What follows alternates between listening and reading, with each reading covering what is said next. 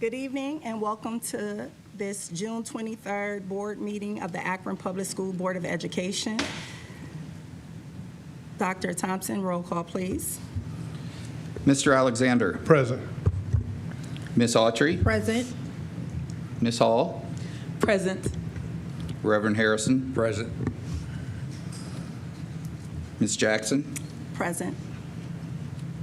Dr. Molinar. Present. Mrs. Sykes. Present. 7 present, 0 absent. Thank you, Dr. Thompson. Now, may we all stand for the Pledge of Allegiance led by Vice President Alexander. I pledge allegiance To the flag of the United States of America and to the republic for which it stands, one nation, under God, indivisible, with liberty and justice for all. Thank you, Vice President Alexander.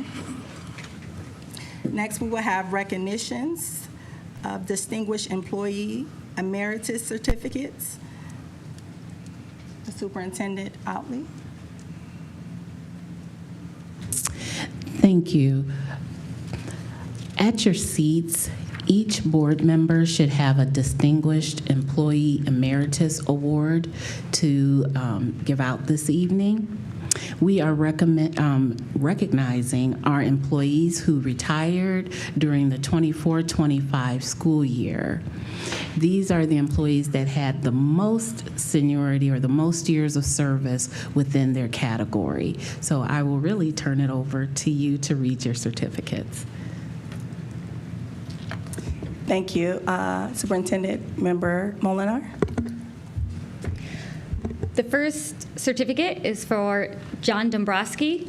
Elementary teacher John Dombrowski brought compassionate teaching and an unwavering commitment to Akron Public Schools for 44 years. Beginning in 1985 as a severely behaviorally handicapped teacher at Betty Jane Annex, he later taught at Betty Jane CLC.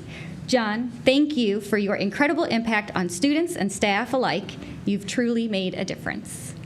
So let's give John a round of applause. Thank you, Member Molinar. Thanks. And the second certificate is for Sherry Schaub, who's here. And I'll read. Sherry began her service to Akron Public Schools in 1988 as a substitute teacher, later becoming an elementary and then a middle school teacher. With 30 years of shaping young minds, Sherry has left an enduring legacy. Thank you, Sherry, for your passion for teaching and unwavering dedication.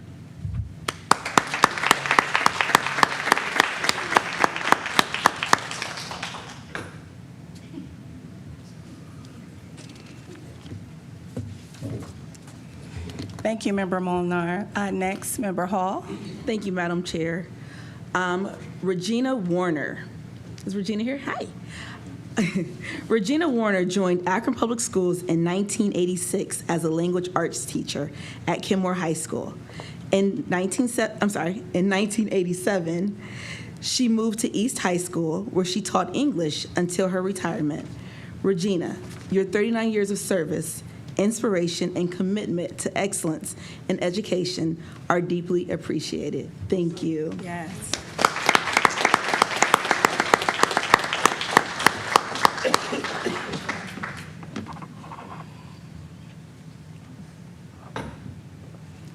Carter, you should have her hold her award up. Member Hall. Okay. Darcy Forche Candido, thank you.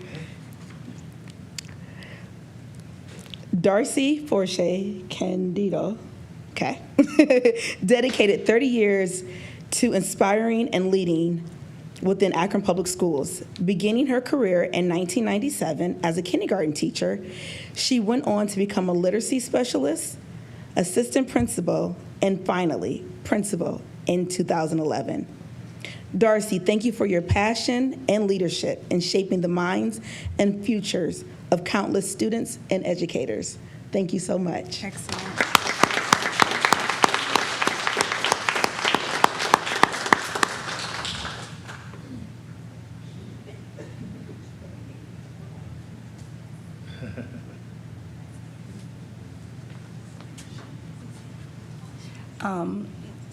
Just for a point of order, Member Hall with Ms. Warner, I think you should retake the picture because she didn't have her award in front of her, yes.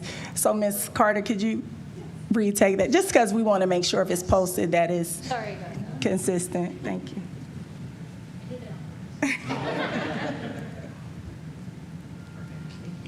Thank you all so much.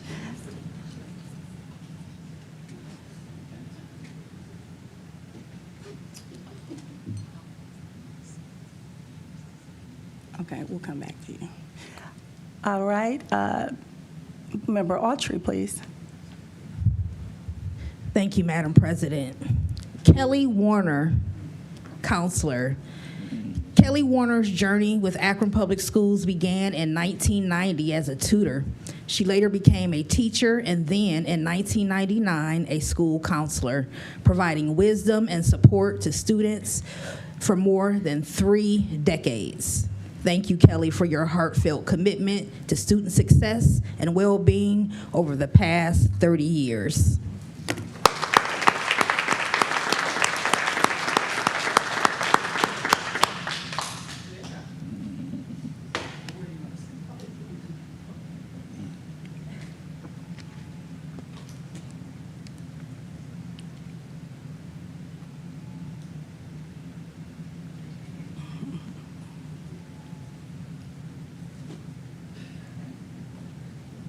Member Autry.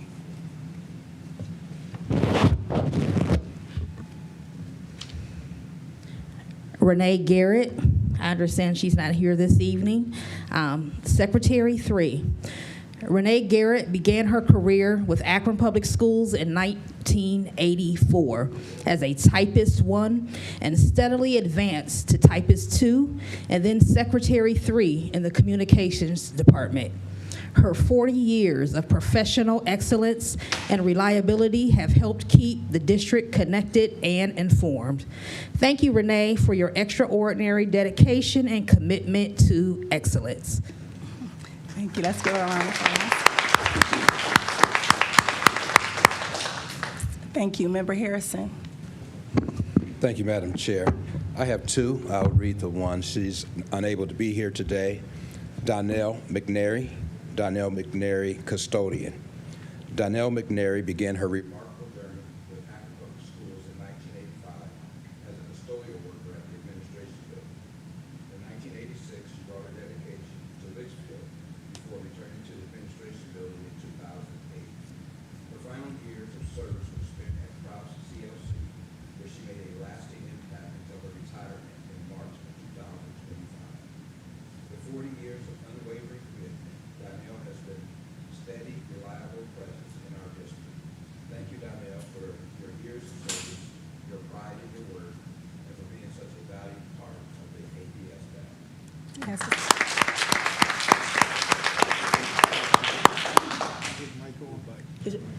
My next one is Linda Twyman. Linda Twyman, educational assistant. Linda Twyman has been a constant support for students and staff since 1986. Starting as a sub at LRC clerical, she transitioned into a classroom educational assistant in 1988, working across multiple elementary schools. Linda, thank you for your 33 years of steady, caring, and impactful work.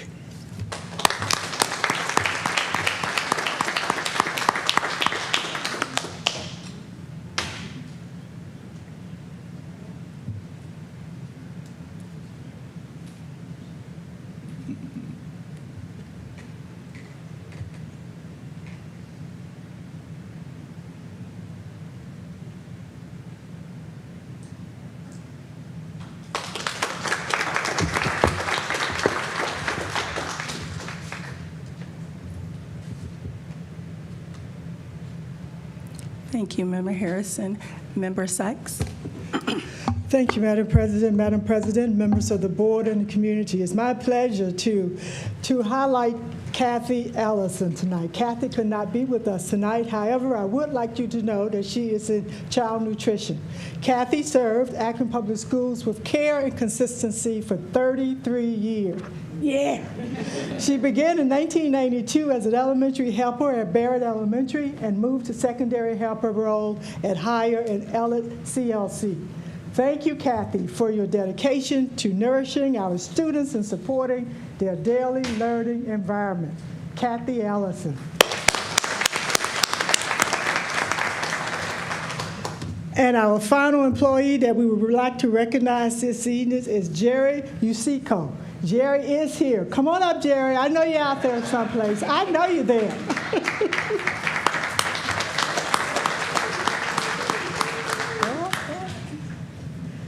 Jerry, who's in duplication. Jerry, I got so excited I left the mic. The president was going to say, come back to the mic. Jerry, who's a duplication foreman, brought consistency and excellence to Akron Public Schools for 44 years. Wow. He began in 1980 as a duplicating operator, transitioning to a warehouse worker in 1989, and then took on the role of duplication foreman in 1990, a position he held until his retirement. Is that today? Yeah. Today! Thank you, Jerry, for your tireless dedication and for your ensuring operations ran smoothly behind the scenes. We really do appreciate you and all your work. Thank you.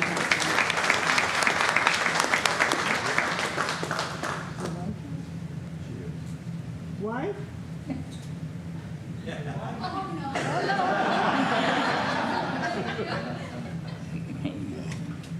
Congratulations.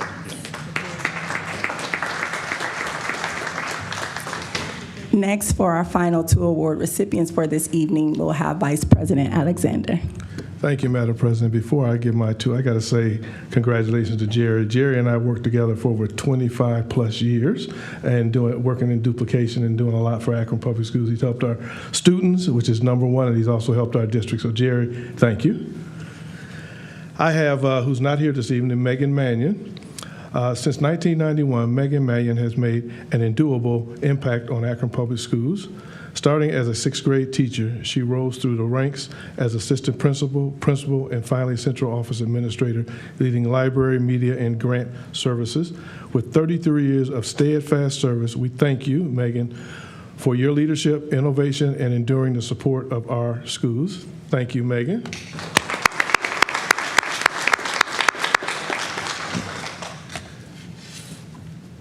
And last but not least, someone else who I've worked with for a number of years with Akron Public Schools, probably 25 plus years as well. And this is Howard Lawson. Howard Lawson, remarkable career with Akron Public Schools, began in 1973 as a business teacher at Elliott High School. From 1976 to 1995, he continued inspiring students as a driver's education teacher at Bookdale. In 1986, he took on the role of occupational workforce work experience coordinator, and by 1987, he was serving as the vocational educational coordinator in 1994. From 1995 to 2013, Howard led the director of career education, paving the way for countless students' future success. He closed out his distinguished career as Executive Director of Technology Services from 2014 to 2023. Thank you, Howard, for your visionary leadership and 50 years of dedicated service to Akron Public Schools. 50 years of dedicated service to Akron Public Schools.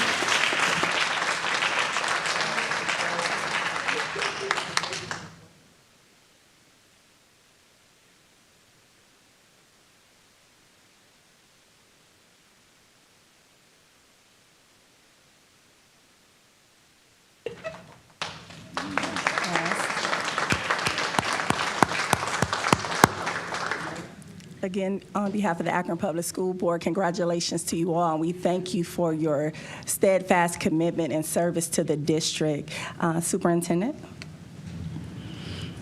Just on a closing note, our board meetings, this one in particular, our Distinguished Employee Emeritus honoree is one of my favorite board meetings of the year, as it gives us the opportunity to recognize our staff that has given back so much to our students.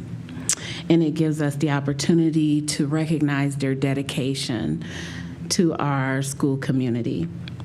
So this year is particularly special to me because there's a group of colleagues who became friends and also a former teacher, Mr. Lawson. I just want to thank you from the bottom of my heart for the difference you made in my life as my teacher at Bookdale High School. Thank you.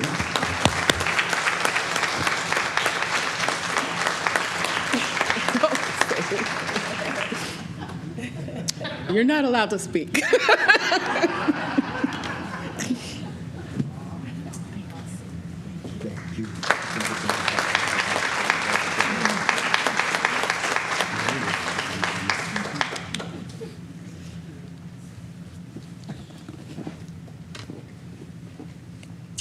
Thank you. You know, this is why they do what they do. Yes.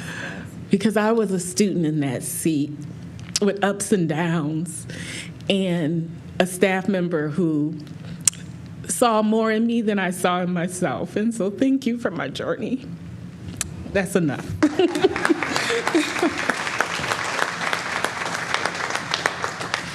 Madam President, that does conclude the recognition portion of the agenda. Oh, I'm sorry. Sam, I'm sorry. I would like to have Sam Cruz come up. Got a little carried away with Mr. Lawson. I'm sorry. Sam, I just would like to recognize Sam Cruz. Sam was recently honored with the STEM Excellence Award at the Ohio STEM Innovation Summit in June. The STEM Excellence Award recognizes exceptional teachers, school leaders, and education advocates who advance high-quality science, technology, engineering, and math, which all stands for STEM, education in Ohio. Sam, who retired from Akron Public Schools on June 6th, has made significant contributions to STEM education throughout his career. His work mostly at NIF Middle School and served as the Ohio STEM Learning Network Manager for the Akron Hub. So Sam, we say congratulations to you and thank you. We are so proud of you and thank you for the many contributions and years of dedication you have shown to Akron Public Schools. That concludes the report. Thank you, Superintendent. Next, we'll entertain the request to address the board. Participants will not be permitted to speak on matters related to vendors, business matters, formal complaints, grievances, specific student or student records, personnel matters, and potential or pending legal matters. Participants must speak on matters related to the business of the board. Please keep your comments to 3 minutes or less.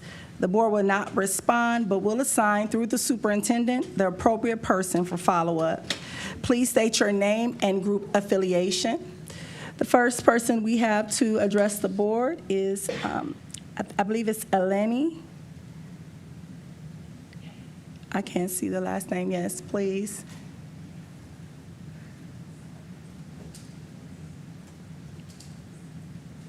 Good evening, members of the board.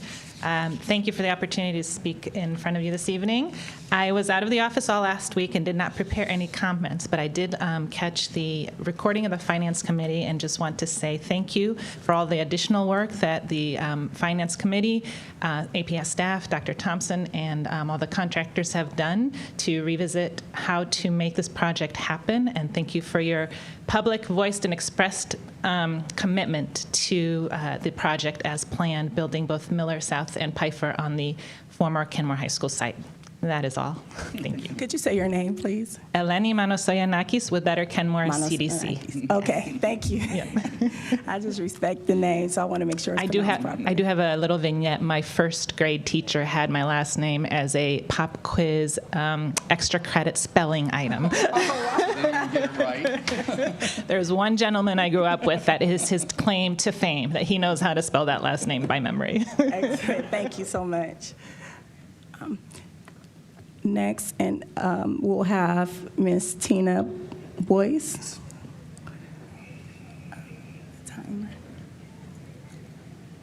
You got it, though. You got it.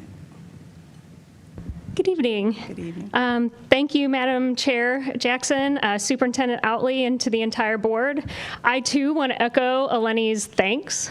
I have spoken with many of you numerous times over the past couple months, and I know this is hard work. So the time and effort you have put into figuring out how to make this happen, particularly, she's not sitting there, but Ms. Otley, stepping into this role, having to really work hard to make these numbers work. I just want to say, our whole neighborhood owes you a debt of gratitude.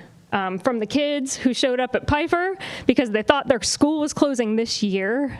That's kind of where we were. They thought their school would not be here next year. I'm glad to say that we were able to communicate that that was not the case, but you know, that ignited a fire in them and in the community, that they started to show up again and believe things are possible. So you are showing them by activating your, your engagement with the community. Families, students, and members of our neighborhood do have voices. So thank you for listening to our voices. I also want to say that I am here telling you right now, I am dedicated to working on my end to do whatever I can to advocate for this project with my constituents and my peers on Akron City Council. I have also reached out to Ms. Otley and let her know that, I am also committed to reaching out to funders. I know one of the things that Miller South was graciously willing to give up is that 1,000-seat auditorium with a flying balcony, which I think that was the first any of us had heard of a second floor in the auditorium. But I would just encourage you, and I mentioned Ms. Otley, if there's a way to maintain those seats without, budget busting by building a second floor, I really think we need to look at that. I will tell you, Tommy Bruno from your very own 91.3 The Summit radio station has informed me that the 1,000-seat venue is the missing venue size in Akron. They have national acts that they could bring to this community learning center, should we give them the space. And that is an opportunity for you to grow revenue, but also our community to show them how we embrace the arts and music. So just something to keep in mind. But I am here. I am willing to sit down with anyone who has ideas about how to go about this, and I am committed to advocating for this project. Thank you. Thank you, Ms. Boyce. That concludes our community a request to address the board. Next, we'll have board member community reflections. Are there any board member community reflections? Member Molinar. Always. Thank you, Madam President. I want to start by wishing everyone a joyful and restful summer break. It's great to see that there are so many enriching opportunities for our students underway. I've had the chance to visit a few of our summer programs in person, and I appreciate the staff, partners, volunteers, everyone who's making it possible. I know summer this year looks a little different than years past because not all the programs are coordinated through Schooljoy, which has caused some confusion for some of our families, and some are run by APS offsite. Others are hosted in our buildings but led by outside organizations. And so the shift in structure and communication might have made it harder for families to know what's available, and so I just hope that communication with families is something that we can continue to improve together. There's still confusion on who's enrolled and going where, but one of the programs that I'm excited to visit every year is Gilby's Garden. This year, the garden has taken a STEM-based approach and is the only summer program that's open to students in all APS buildings. So this summer, elementary and high school students are working side by side, not just pulling weeds and picking strawberries, but measuring, researching, analyzing plants and animals in the space around them. Somehow I ended up coming home with a robin's nest.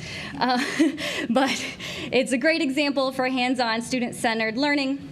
Another program that I had the chance to visit is Akron Inner City Soccer. This initiative isn't run by the district, but so Gilby's Garden is one run by the district off-site.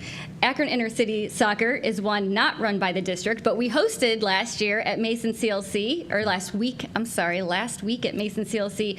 Every week there's somewhere else, at least last week when there wasn't a monsoon of rain, not on the rain days. And this week they were going to be at Jennings, but with the heat wave, I think that is definitely canceled for today at least. And then they are moving to Lane Field, which is behind Miller South, for next week also. But what's really special about this program is not only is it completely free, it's Monday through Friday, and every day at the end of practice, every kid gets dinner.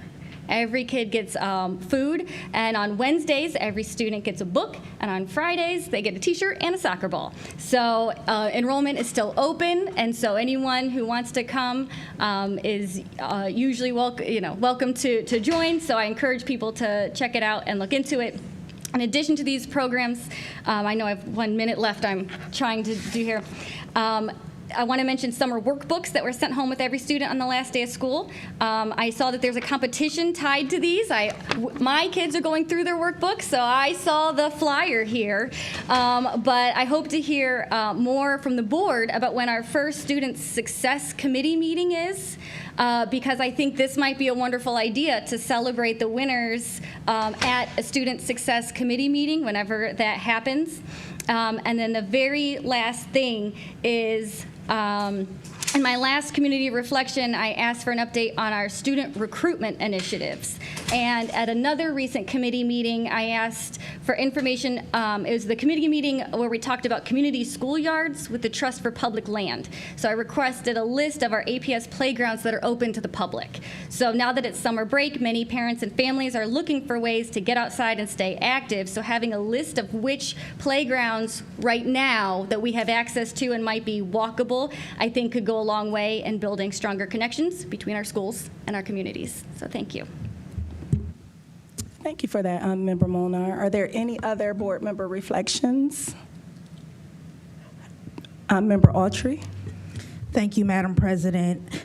Since we last met, I had the opportunity to participate and volunteer in the West Akron Parade, sponsored by the Bookdale PTA. I know I talk about PTA a lot, but it just is another example of the value that they bring, understanding that the support doesn't stop at the end of the school year. This is one of the West Akron's oldest community traditions. And so also thank you to the City of Akron, and also the Summit County Historical Society, who partnered with us this year. The parade changed routes, and so they were able to end at the John Brown home and had free tours and vendors and music throughout that afternoon. And a lot of people were surprised to know that history exists right in their very own neighborhood. So that was a great opportunity. Thanks again to the Summit County Historical Society and also the Akron Community Foundation, who donated to make that parade a reality. Also, I was able to attend the Akron Urban League's Juneteenth celebration, an amazing event in the neighborhood. It was nice to see students and families out in the hot weather, enjoying themselves. And just a reminder, this time last year, I think I was reporting that I had a heat stroke. And so we are in that type of weather now. So as we're out enjoying, just a reminder to everyone to hydrate and stay safe. Thank you. That concludes my reflections. Thank you, Nurse/Member Autry. Appreciate that. And are there any other board member reflections, community reflections? All right, seeing and hearing none, we'll move to the President's report. There's no report. I have no report. Superintendent's report. Thank you, Madam Chair. I just wanted to make sure the board was aware that on Tuesday, June 10th, the city of Canton had a rally for education, and it was all around the state budget. I was able to be in attendance with members of our senior staff and also members of our Akron Education Association. And the information that we received, we were able to create our own literature to help raise awareness around the state budget, and that the challenges that we will have due to some of the parts of the budget. And so we want to make sure that you saw in your Friday notes the information, and we will continue to raise awareness. We also started a series about our finances and want everyone to be aware and follow along, and feel free to ask questions. I want to give a special thank you to our communications director, Dr. Hodo. This is being done under her supervision. I would like to thank all of our partners, families, and supporters who generously donate and provide grants to support our scholars. Your contributions are truly appreciated. And then this evening, I would like to bring attention to Resolution 22-7, which is around the Kenmore Project. Tonight, I ask the board for the opportunity to once again discuss the Miller South and Pfeiffer at Kenmore Project. Deborah Falk will come forth. She will be providing an update regarding information that was presented at our Finance Committee meeting, which took place on Monday, June 16th. We originally discussed 3 options with you due to changes in cost to construction, the new building following the schematic design process and review completed through the construction manager at risk firm's assessment. So at this time, Deborah Falk will give us a brief presentation. Again, that was shared at our Finance Committee meeting. And she is also our project lead. I think that question was asked during our last board meeting, so I just want to make sure that's clear that Deborah Falk is the project lead.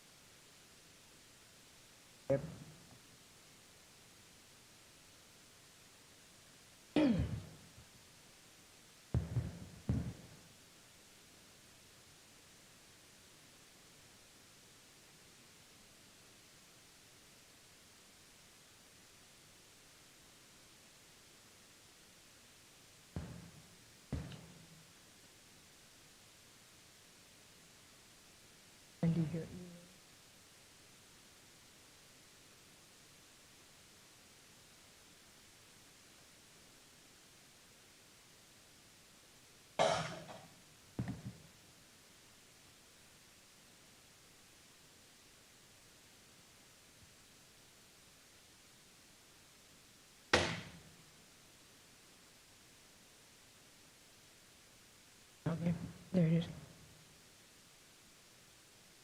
Yep, pull that up. Oh, you want to do it in yours?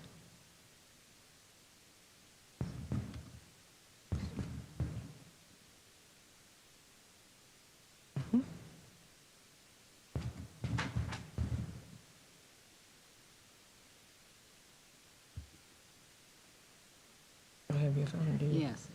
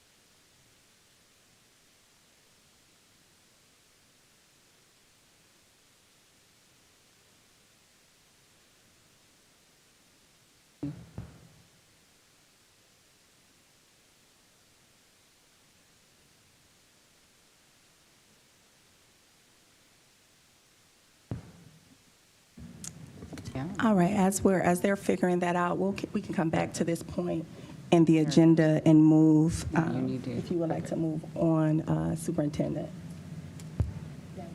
Once we do this presentation, that will conclude my report. Okay, so we'll circle back and then we'll move on in the agenda. Thank you. With the treasurer's, no, thank you, Superintendent, with the treasurer's report. Thank you, Madam. Excuse me. Thank you, Madam President, Vice President, and members of the board. So, a couple of things on my agenda. Well, actually, do you want to acquiesce or want me to finish? No, thank you, sir. Okay. All right. Thank you. Good afternoon, President Jackson, Vice President Alexander, members of the board, Superintendent Otley, and Treasurer Thompson. All right, so I was asked to give a shorter version of what was given at the Finance Committee meeting.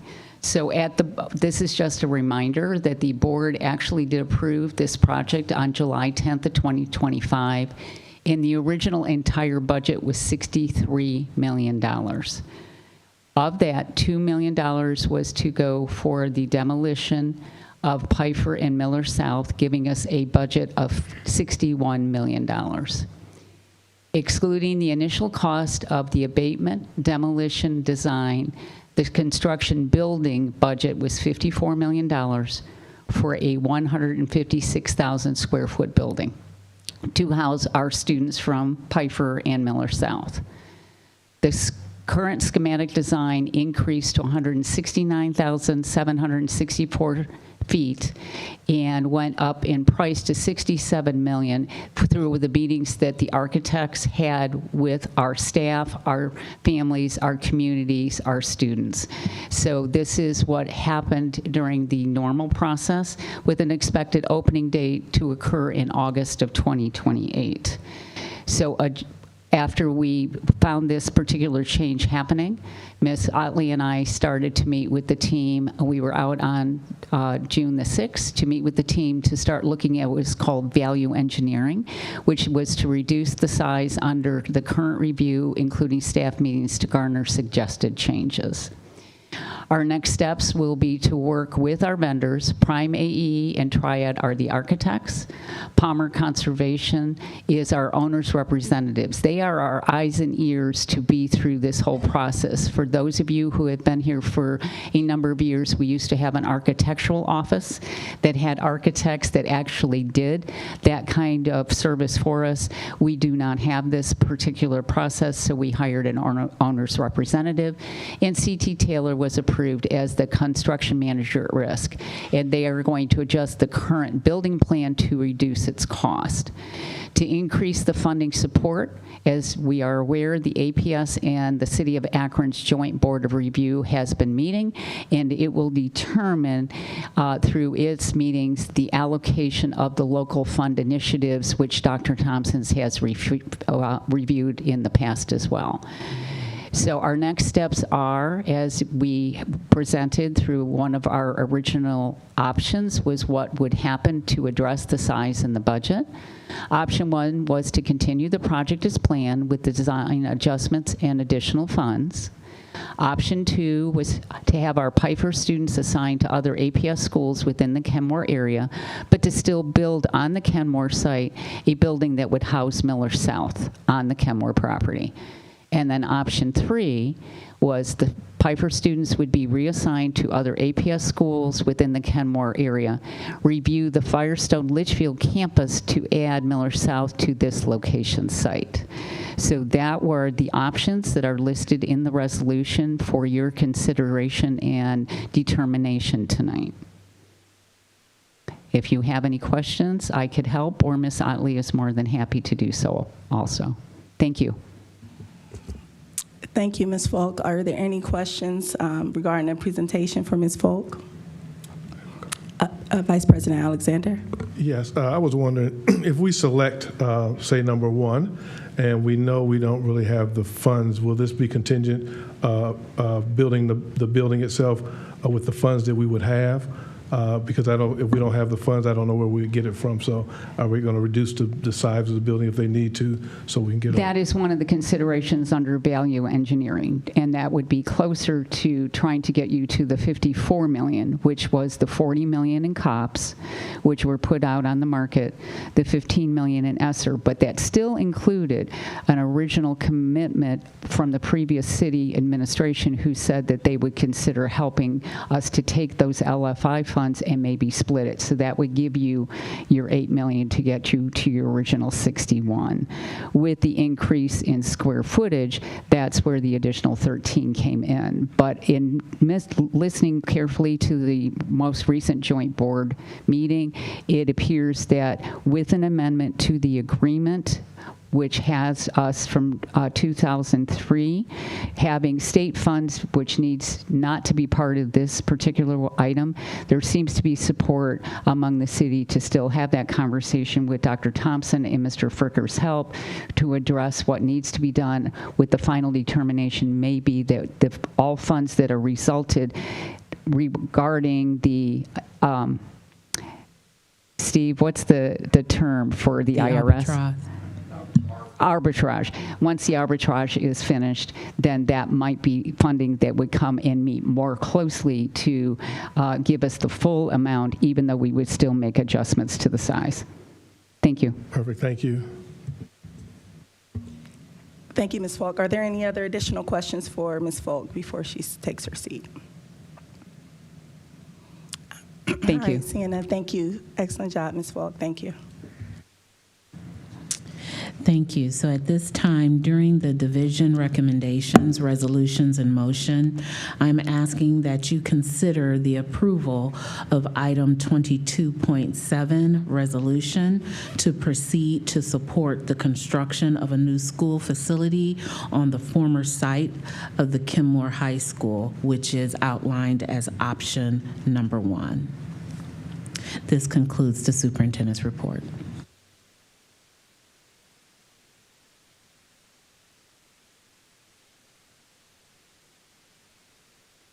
Thank you, Superintendent. Member Hall? Thank you, Madam Chair. Just a quick question regarding Pfeiffer and Miller South joining. Is there going to be an opportunity for the students at Pfeiffer to, if this passes, for them to engage and be a part of Miller South, or do we always want to keep it one school? Has there been any conversation about, two schools, sorry. Has there been conversation about some of those students that are attending Pfeiffer to attend Miller South? And how does that look? They would go through the normal open enrollment procedure, but while they're there, we could certainly make intentional opportunities for them to learn about Miller South, so it could spark that curiosity and desire to want to go on to that as a middle school option. Thank you, Member Hall. Next, we'll have the treasurer's report.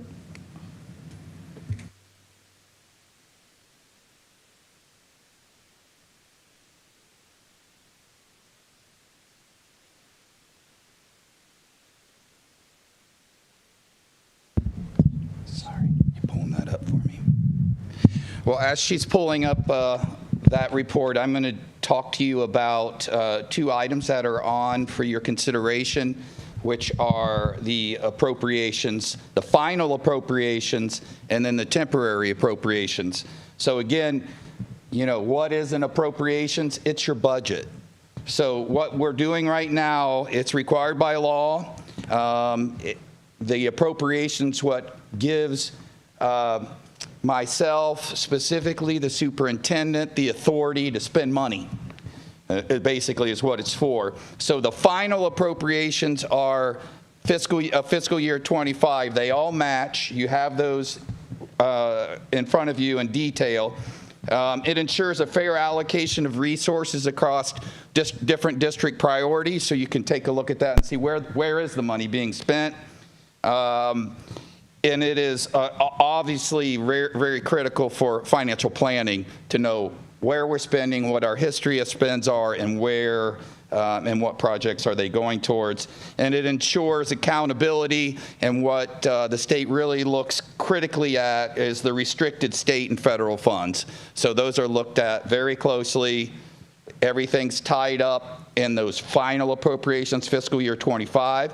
You'll see in there a temporary appropriations for fiscal year 26, which is just 1/3 of the general fund until October. And then in October, you'll get a final appropriations, which gives you all the details of what we spend in the year. And if it's not on the appropriations, you can't spend it. So it's really a very important document.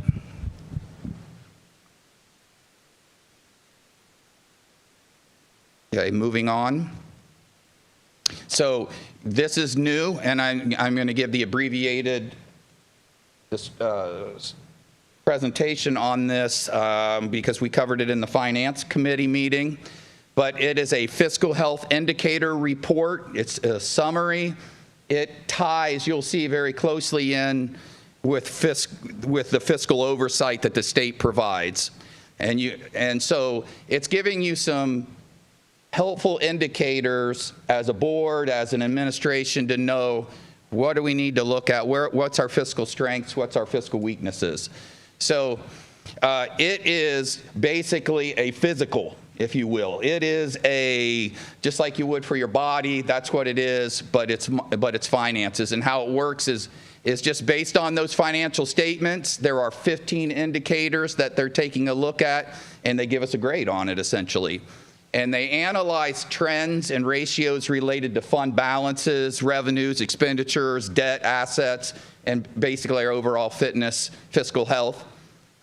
Each color code, you'll recognize these color codes. Green is positive, yellow is cautionary, and red is critical. So, and there are 4 indicators right now that of those 15 that are in the critical stage. There are 4 that are cautionary. There are 7 that are positive. And so a total combined 8 indicators, which is the number you don't want to hit, but at 8 suggests that there is potential fiscal stress within 2 to 3 years, which we know as that mirrors our 5-year forecast. So the state auditor's office recommends that we review and analyze each critical and cautionary indicator, implement targeted financial planning, contact the auditor's office, and look for support. And so we are doing that. We will have a staffing audit completed by mid-July, and we're still trying to get on the schedule for the auditor of the state performance audit. Again, that is not your yearly audit that measures making sure we're using appropriate accounting procedures. Rather, this is diving into ways that we can save or reduce money based on their experience as state auditors. And it monitors trends to avoid fiscal caution, watch, or emergency designations, which we absolutely want to do. That concludes my report. Thank you, Dr. Thompson. Are there any board member questions for the treasurer or regarding the treasurer's report? Vice President Alexander. So what are the 4 critical areas that they're saying that we need to address? That's in your packets, and it's uploaded on, but there are mostly what it's focusing on, most of the areas are talking about cash reserve and basically the speed at which the reserves are being eroded is primarily where our red is coming from. So that's 2 that you mentioned. That Well, they look at it in 4 different areas, but all of those are related to expenditures and revenue to income, revenue to expenditures, rather. Sorry. Okay. Thank you. And if you look at that report and have any questions or you want to dive deeper into it, we certainly can. All right, are there any additional questions from board members for the treasurer? All right, seeing or hearing none, is there a motion to approve the resolutions for the final fiscal year 25 appropriations? So move. It's been moved by Member Sykes. Is there a second? Second. It's been seconded by Member Hall. Any discussion? Seeing and hearing none, Dr. Thompson, roll call, please. Dr. Molinar, Yes. Mrs. Sykes, Yes. Mr. Alexander, Yes. Ms. Autry, Yes. Ms. Hall, Yes. Reverend Harrison, Yes. and Dr. Jackson. Congratulations on Dr. Jackson, by the way. Bless God. Thank you. Yeah, I mean, Yes, thank you. Is that a yes? yes, thank you. Motion carries 7-0. Thank you again, Dr. Thompson. Next, is there a motion to approve the resolution for the May 2025 financial report? So move. It's been moved by Member Sykes. Is there a second? Second. It's been seconded by Member Hall. Any discussion? Hearing and seeing none, roll call vote, please, Dr. Thompson. Mrs. Sykes, Yes. Mr. Alexander, Yes. Ms. Autry, Yes. Ms. Hall, Yes. Reverend Harrison, Yes. Dr. Jackson, Yes. Dr. Molinar. Yes. Motion carries 7-0. Thank you, Dr. Thompson.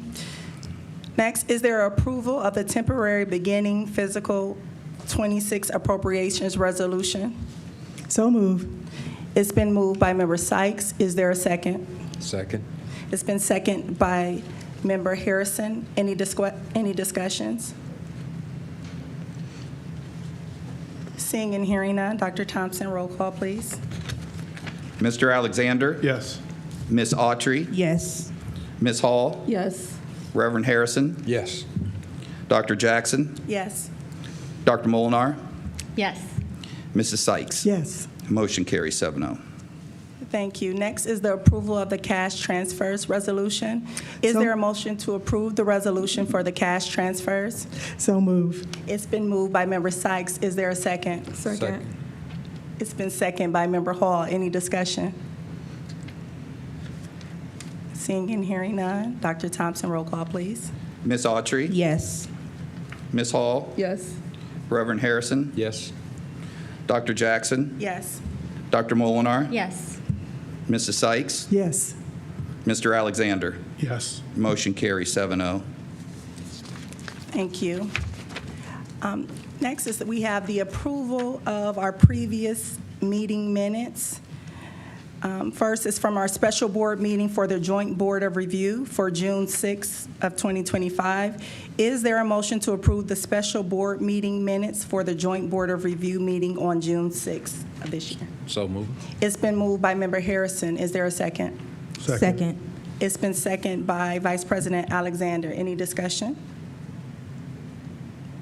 Seeing and hearing none, Dr. Thompson, roll call, please. Ms. Hall, Trying to remember if I was at that meeting. I'm sorry. I don't believe Abstain. you were not. Yeah. Reverend Harrison, Yes. Dr. Jackson, Yes. Dr. Molinar, Yes. Mrs. Sykes, Yes. Mr. Alexander, Yes. Ms. Autry. Yes. Motion carries 6-0 with one abstention. Thank you. Next, we'll have the approval of our special board meeting minutes for records and destruction for June 9th of this year, 2025. Is there a motion to approve the special board meeting minutes for the record destruction meeting for June 9th? So moved. It's been moved by Member Hall. Is there a second? Second. It's been seconded by Vice President Alexander. Any discussion? Seeing and hearing none, Dr. Thompson, roll call, please. Reverend Harrison, Yes. Dr. Jackson, Yes.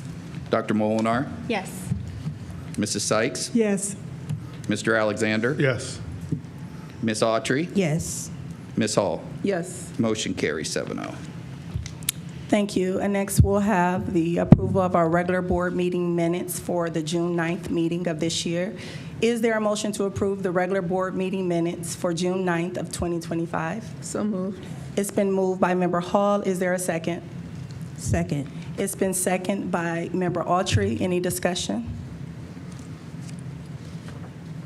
Seeing and hearing none. Dr. Thompson, roll call, please. Dr. Jackson, Yes. Dr. Molnar, Yes. Mrs. Sykes, Yes. Mr. Alexander, Yes. Ms. Autry, Yes. Ms. Hall, Yes. Reverend Harrison. Yes. Motion carries 7-0. Thank you, Dr. Thompson. And next, we'll have the personnel recommendations from our superintendent, Ms. Otley. Thank you, President Jackson. Does the board have any questions about the personnel items for Section 10, professional staff and administrators? You've been recognized, Dr. Molinar. Thank you, President Jackson. 10.5, last meeting, I shared that this item was a blank check. No one has reached out to me directly to discuss this or really any other item I've brought up during the meetings. However, I did see in Friday notes that the combined proposed budget for 10.5, 15.8, 16.5, and 19.4 was over $1 million, with over half of the amount coming directly from the general fund. So, and it would require no further board approval, even past the proposed $600,000 from the general fund. So this was really concerning to me. It was concerning to me when I thought it was all Title I funding, because Title I funding can be used for many things that have been mentioned at board as board initiatives, like student voice, peer mediation, mobile maker spaces, teacher classroom micro grants, right? Notably for this district, after-school tutoring. That's money that we can use for that. And as a board member, I say a lot, it's our fiduciary responsibility to track and monitor the budget. While I haven't had the privilege to see the actual budget for the 24-25 school year, and I hope to see the district's budget for the 25-26 school year, which is different than the forecast, the budget offered towards this individual item, 10.5, listed in Friday notes, looked to be about $609,000 from federal funds with an unknown amount from the general fund. So these items are currently presented in the agenda, leaves an open-ended financial authorization, and directly from the general fund, I'm trying to not be repetitive here too much, but I also want to make the point clear. I recognize the need for this work to happen.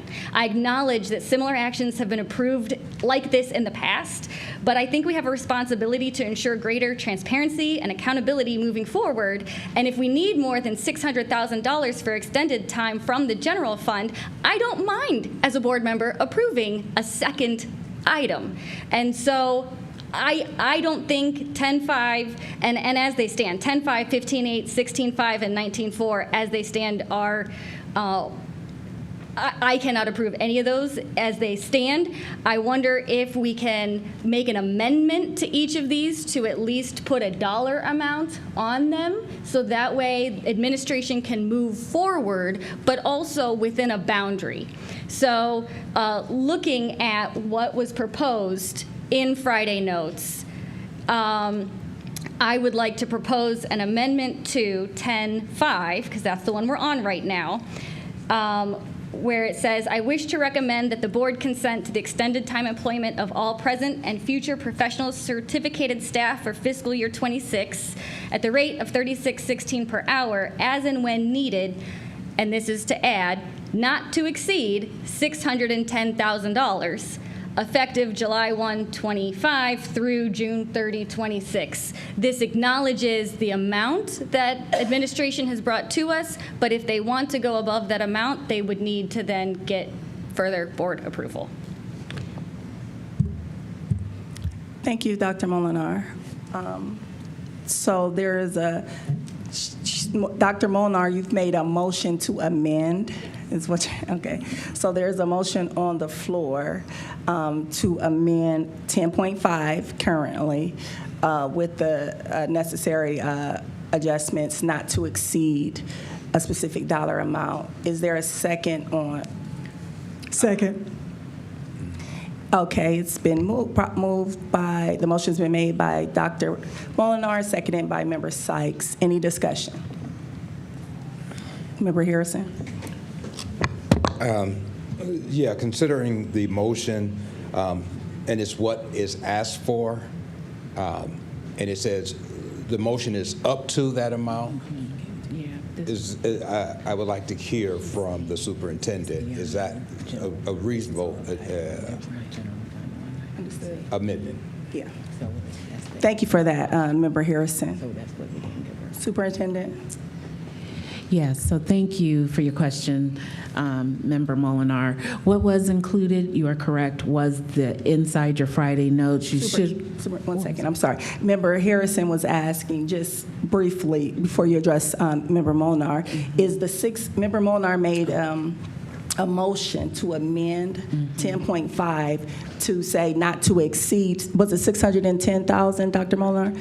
610,000. Member Harrison is now asking, is that a reasonable amount, Ms. Carter? So thank you. We're looking at our budget, and yes, 654,000 is what we currently have calculated for that amount. From the general fund.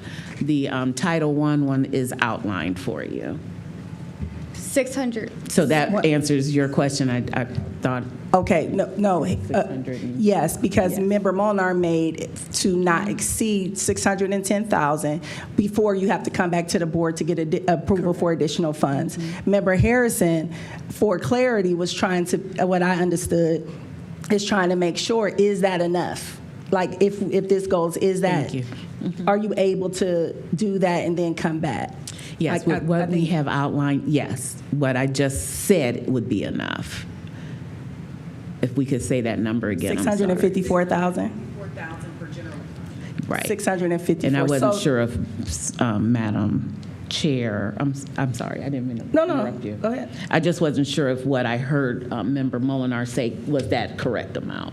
That was the only thing I was going to correct. I wasn't sure if I heard it. Okay, one second, I'm going to recognize you, Dr. Molnar, thank you. Because Member Harrison's question was like very pointed, like to 610,000. Right, So that's your not response is no, it's not Correct, enough, because you correct. need 654. Correct. Thank you for your patience, Dr. Molnar. Thank you for recognizing me. I'm sorry for my impatience. So am I correct to hear, because this is not what is in Friday notes, that you need 654,000 from the general fund for item 10.5 only? That would be for... Because that is not what is stated in Friday notes. Just a moment, Member Molinar. Thank you for your patience.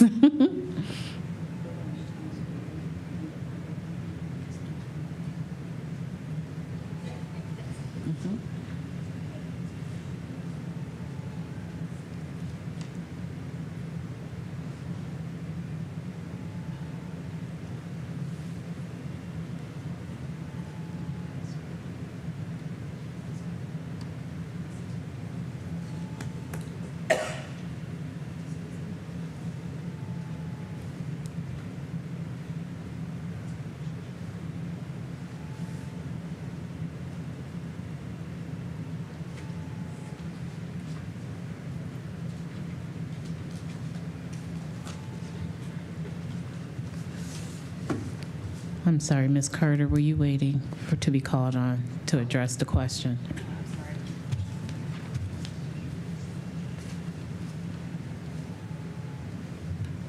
I'm sorry, I was looking up the actual information that we had provided. In the Friday notes. In the Friday notes. Thank you, Madam Chair, board members. In the Friday notes, we did note that general fund, we would need $654 to help with supporting the extended time. And then for title funds, an amount was listed, but we have a solidified amount that was provided by Mr. Lichty. And what was that amount? 641,603. Yes. I think the question was really directed towards the general fund. General fund, yes. So for general fund, You we wanted have. both? Okay, because I thought that was provided. Okay. So the question right now is pertaining to item 10.5. So there's like 5 items, and each item is going to need a not to exceed amount. And so I don't want this one to be too high, because then we won't have any money left for the other ones. So this one is a combined federal funds and general fund. The other ones are just general fund. So I wanted to explain that. So I would like, I respect Member Harrison's question. Is 610,000 enough? If it's not enough, it's not enough, but enough for item 10.5. So to get us, yes. So this would be enough, and then we would, if in fact it looks like it's going to exceed over that amount, then we would come back.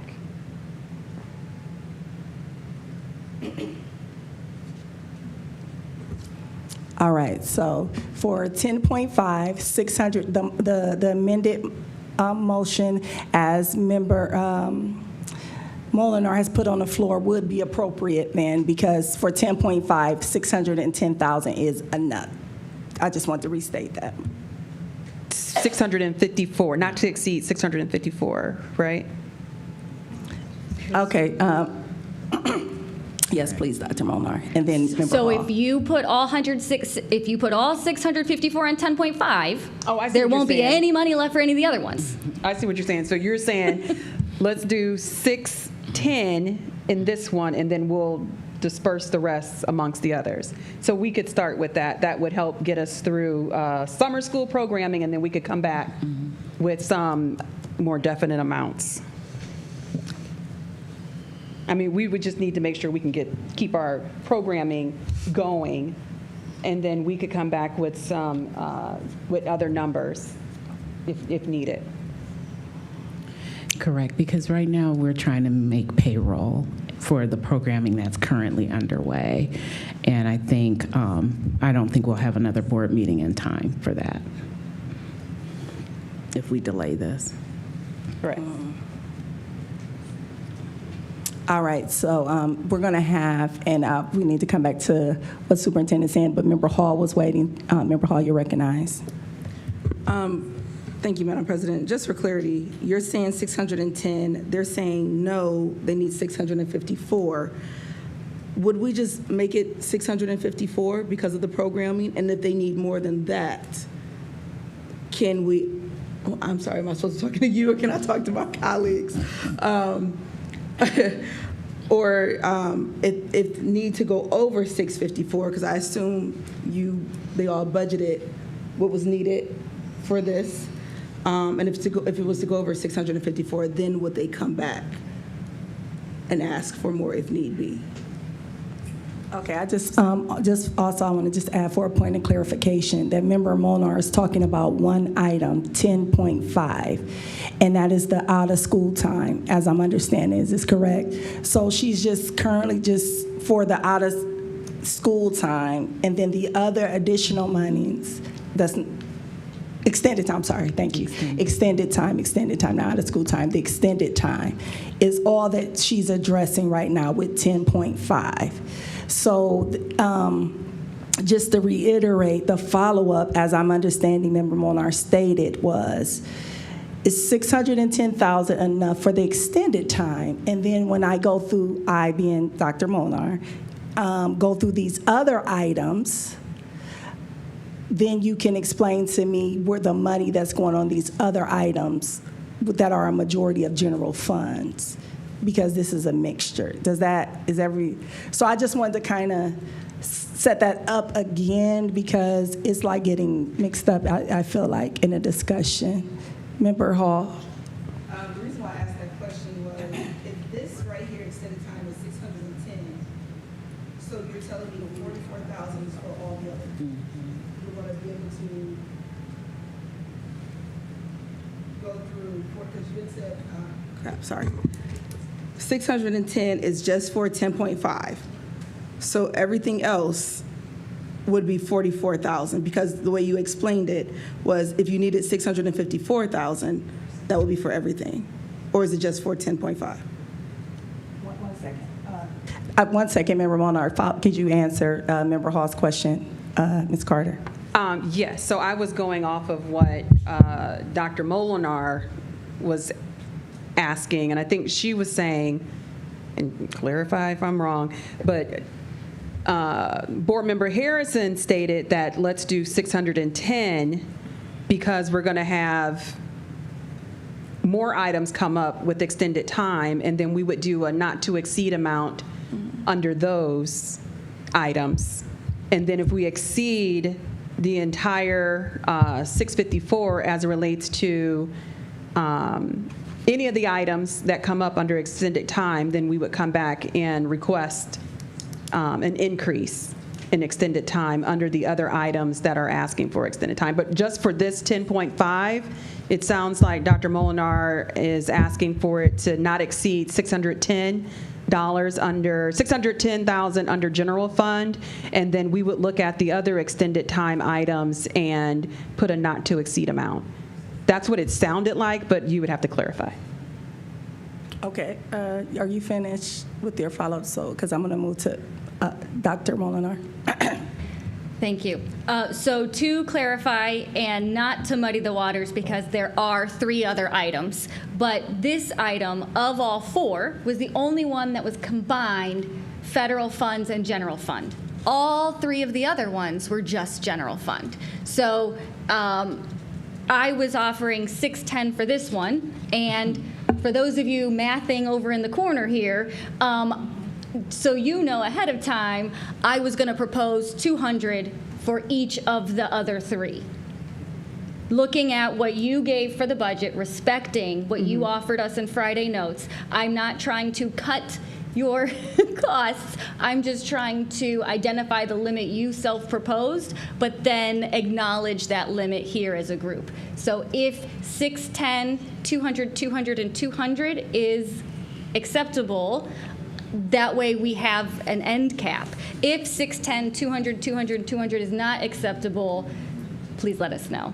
As Member Harrison said, is that reasonable?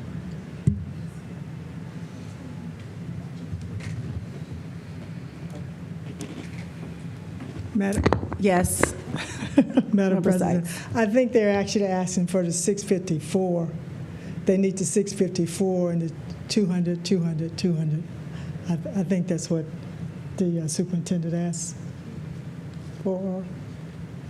I'm sorry. Seems like you're coming up about 44,000 short. So I think you're looking for 654. Correct. Right. To 654, then 200, 200, 200. I would say correct. And if I could just add, the way we looked at the budget was for the year in its entirety. It wasn't for portions. So if it would be helpful to you, we could break it down by the year, sort of like this is what we're talking about for summer, because that's the time that we're living in right now. It's not the whole year, it's the summer, and we're currently in the summer. Our 3rd grade reading guarantee program is in week 4, and so we do not want to do anything to I'm seeing a puzzled look, so I'm going to just leave it there. I'm just asking if that would make it easier for you, because the information that was provided didn't seem to be, you understood it, so I'm just trying to figure out how to present it in a way that you would understand. That's all. Yes. Member Molnar, then Member Harrison. Yes, so if we did 600 and then 200, 200, 200, then that's all general fund and no federal grants. And from what I saw in Friday notes was that we were planning to use Title I, SSI, Title II, and Title IV. And so this item, 10.5, was going to use a combination of Title I, II, IV, and SSI, and some general fund. And then, so some of that 654 would go into 10.5. Some of that 654 would go into Sorry, I'm looking now. Some of it would go to 16.5, some of that 654 would go into 19.4, and some of that 654 would go into 15.8. So as we're separating out all of those funding streams, I was hoping that we could see how much of each of those are going into each one. So I was going to say 610 for 10.5, 215 for 15.8. I don't know how you'd want to divide that up. And then 200-ish 16.5, 200-ish 19.4. Is that how we're dividing $1 million? I would just like to have some cap. Thank you, Dr. Molnar. Member Harrison? Thank you, Madam Chair. I'm going to concur with Dr. Molnar. Whatever we need, whatever is budgeted for, and I think that that's just a good practice to start having a cap. So my question wasn't stated properly. What I was looking for is, okay, let's put a cap on it, up to, and wherever we settle on that up to, is that enough? And now, if we go over that amount, then we come back. That's what I was looking for. Thank you, Member Harrison. I thought that 610,000 was the not to exceed, the up to amount with that. So I stated your question correctly. Okay, wait, Member Vice President Alexander. Yes, I was just looking at this too, and it says the time frame for that is July 1 of 25 through June 30th of 26. And so that money's going to go through that time, it sounds like to me. And so they're saying there's a cap of 610, if that's what we're saying. But she's saying that's not going to be enough. Madam Superintendent says she needs 654, so we won't go past that 654 unless we need to. And I would hope and assume that they would come back to us and make sure that, or give us an update as how they've been spending the money, and that way we'll know what's there. And then if they need more, we'll be able to see more from that point in time. Because as she's saying, she's got to meet this deadline, and if we need to meet the deadline, we need to meet the deadline. I'd rather have more money there than not enough money, because if we have to pay people and we don't have enough money, that's a problem.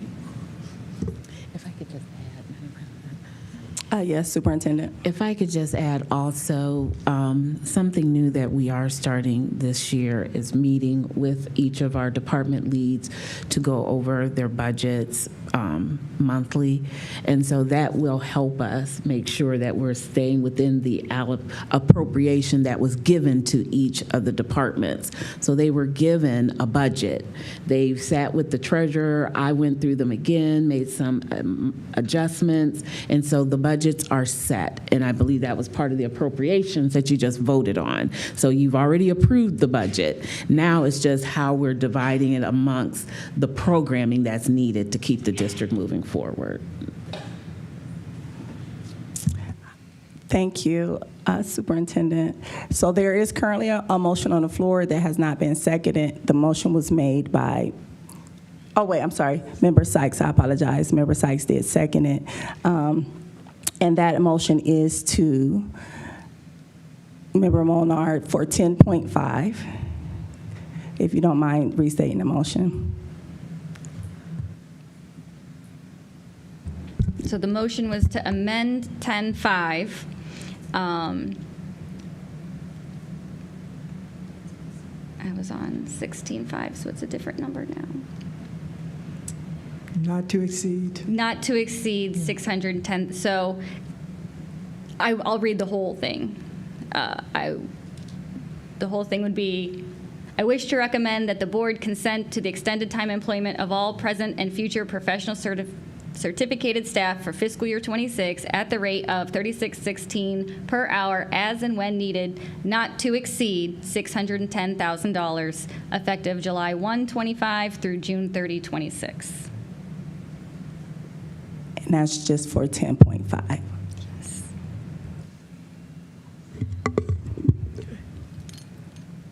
All right.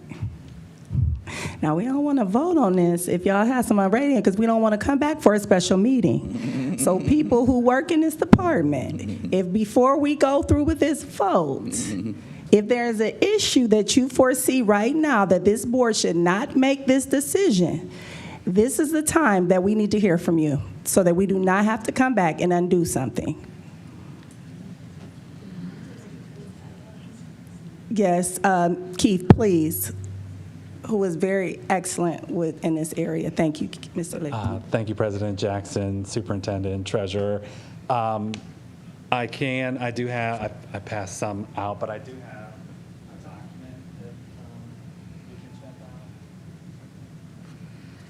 I'm just concerned, when you look at how we spend our federal funds with extended time for teachers, I'm at about 640, I gave my paper away, about 643,000 for the year, broken up between those three titles. So I'm more than happy to come back in front of folks, but I just wanted everyone to be clear that with federal funds, we're looking to do extended time activities with teachers at a tune of about 640,000 for the year. So I would kindly request that if we could at least include a separate, dollar amount or statement for federal funds not to exceed. But I did want to provide some clarity with how we intend to use that money, which is professional development, some extended time in year for teachers whose contracts bring them back early, for summer programming, as I heard you mention tonight. So I just wanted you to have that information before you voted. So we'll either intend to come back again, halfway through the year, or we could amend that amount now, which should set us for the year. Okay. Member Harrison. I guess I'm looking for a number of what do you need? Yes, mine's at the bottom. I'm sorry, at the bottom of that sheet. Okay, if you can just state the number. I'm gonna give you the sheet. Yeah. 641. Yeah. Yeah, you state the Pass number. them out like candy. Yeah. $641,603 Okay. in federal funds. In federal funds, that was the question, like where was this money? Yes, Member Sykes. Thank you, Madam President. So then I would ask Dr. Molinar if you would be willing to amend it to indicate that it's $641,603. Yes, thank you, Dr. Molinar, yes. Thank you, Madam President. So to clarify, we are being asked to amend 10.5 not to exceed $641,603 in federal funds. That would be great. Okay, so the statement, I would like to make a motion to amend my statement to say not to exceed $641,603 in federal funds. Second. And then general, and the general. Oh, so that was just the federal, and I believe general fund needs about 610,000. That's where that came from. Question? 610. And then yes, Member Molinar, and then the general not to exceed 610,000. So all of that is 10.5. So can I ask, how much do you need? What number do you need for 15.8, 16.5, and 19.4? Right now, I'm not asking any in federal funds, so because those are for other bargaining units. So that would be a general fund question. So yeah, if we can do where we're at on the agenda with the 10.5, and then as we get, because as you stated, what you clarified is that those are all coming from general funds, but if we can vote on this motion, and then as we get to those points in the agenda, address them. Can I ask one last question? Sure. So then what was given to us in Friday notes, the numbers we were given to us in Friday notes were only for 10.5, and those budgets were not for the other three amounts, because the amount that was given to this uses the entire amount that was told to us in Friday notes. And so everything else will be in addition to the budget that was given to us in Friday notes. Ms. Carter, please come to the mic. Ms. Carter will address Member Molnar's question. Oh, thank you, Madam President. So that total amount from general fund was for all bargaining groups. So it's for all groups for extended time. So like you had stated before, we'll do the 610 from general fund for extended time along with the title amount that's in the 10.5 group. And then we are in agreement that we could do not to exceed 200,000 within the other groups, and then we would come back with more definitive numbers if in fact we look like we're going to exceed the 200,000 with the other bargaining groups. Yes. Thank you. So it was my understanding at Friday Notes that we would be splitting $1 million between 4 items, but it now sounds like we'll be spending $1 million on one item and spending over $600,000 from the general fund on the other 3. So at the bottom of that paper, it said $654,000 for general fund, and that was to cover all extended time for all groups. But 641 of that is in here, so there's only $11,000 being spent on the 3 other groups? Separate. Okay, one second. Right. Who? Okay. No, we're just trying to.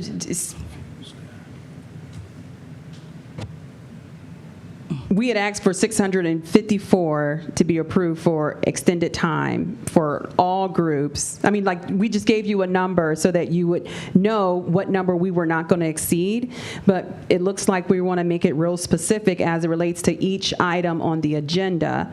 And so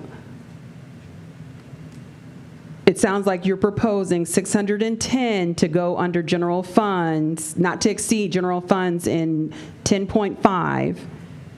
And then we would look at the remaining amount to disperse amongst the other items once we get to those items.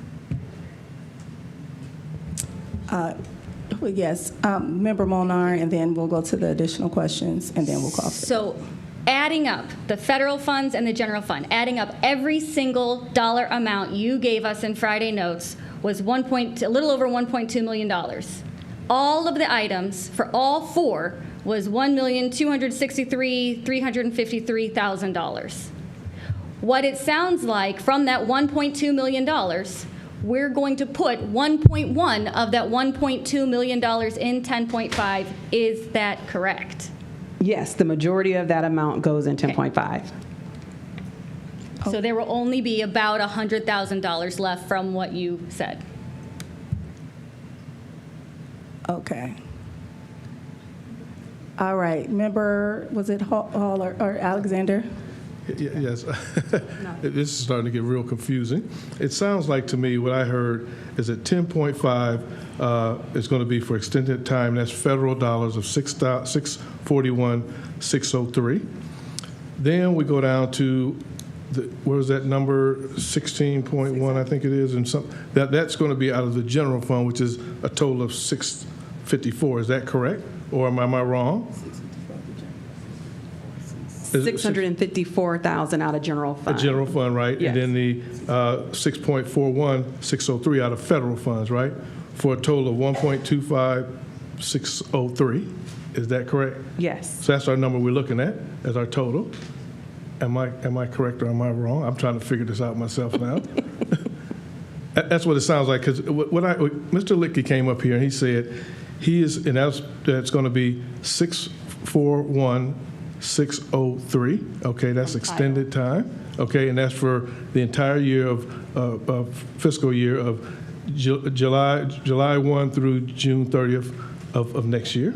Okay, then we're saying we have another group of monies that's going to be out of general funds, and that fund is 654 out of the general fund. Is that correct? For a total of 1,295,603 altogether, and that's for an entire fiscal year. Is that correct? Or I'm getting confused when we're starting to break all this stuff up. I don't know what's going in what line item or what. So yeah, the general fund is for the entire fiscal year, and it's also covering more than just the group that's in 10.5. And so I think that's why Dr. Molinar wanted to break it down to not exceed an amount so that we can put amounts in the other items that are going to come up later in the agenda, is what it sounds like. Am I correct, Dr. Molinar? Thanks. Yes. So for 10.5 and for the sake of moving forward, if we could, I would be happy to amend my motion again for 10.5 to clarify the amount from federal funds and the amount from general fund for 10.5. And when we get to the next ones, we'll see what's left over. Correct.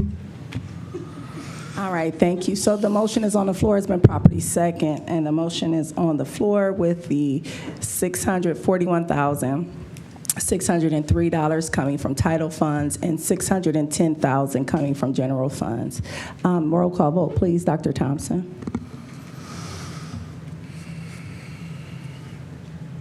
Reverend Harrison.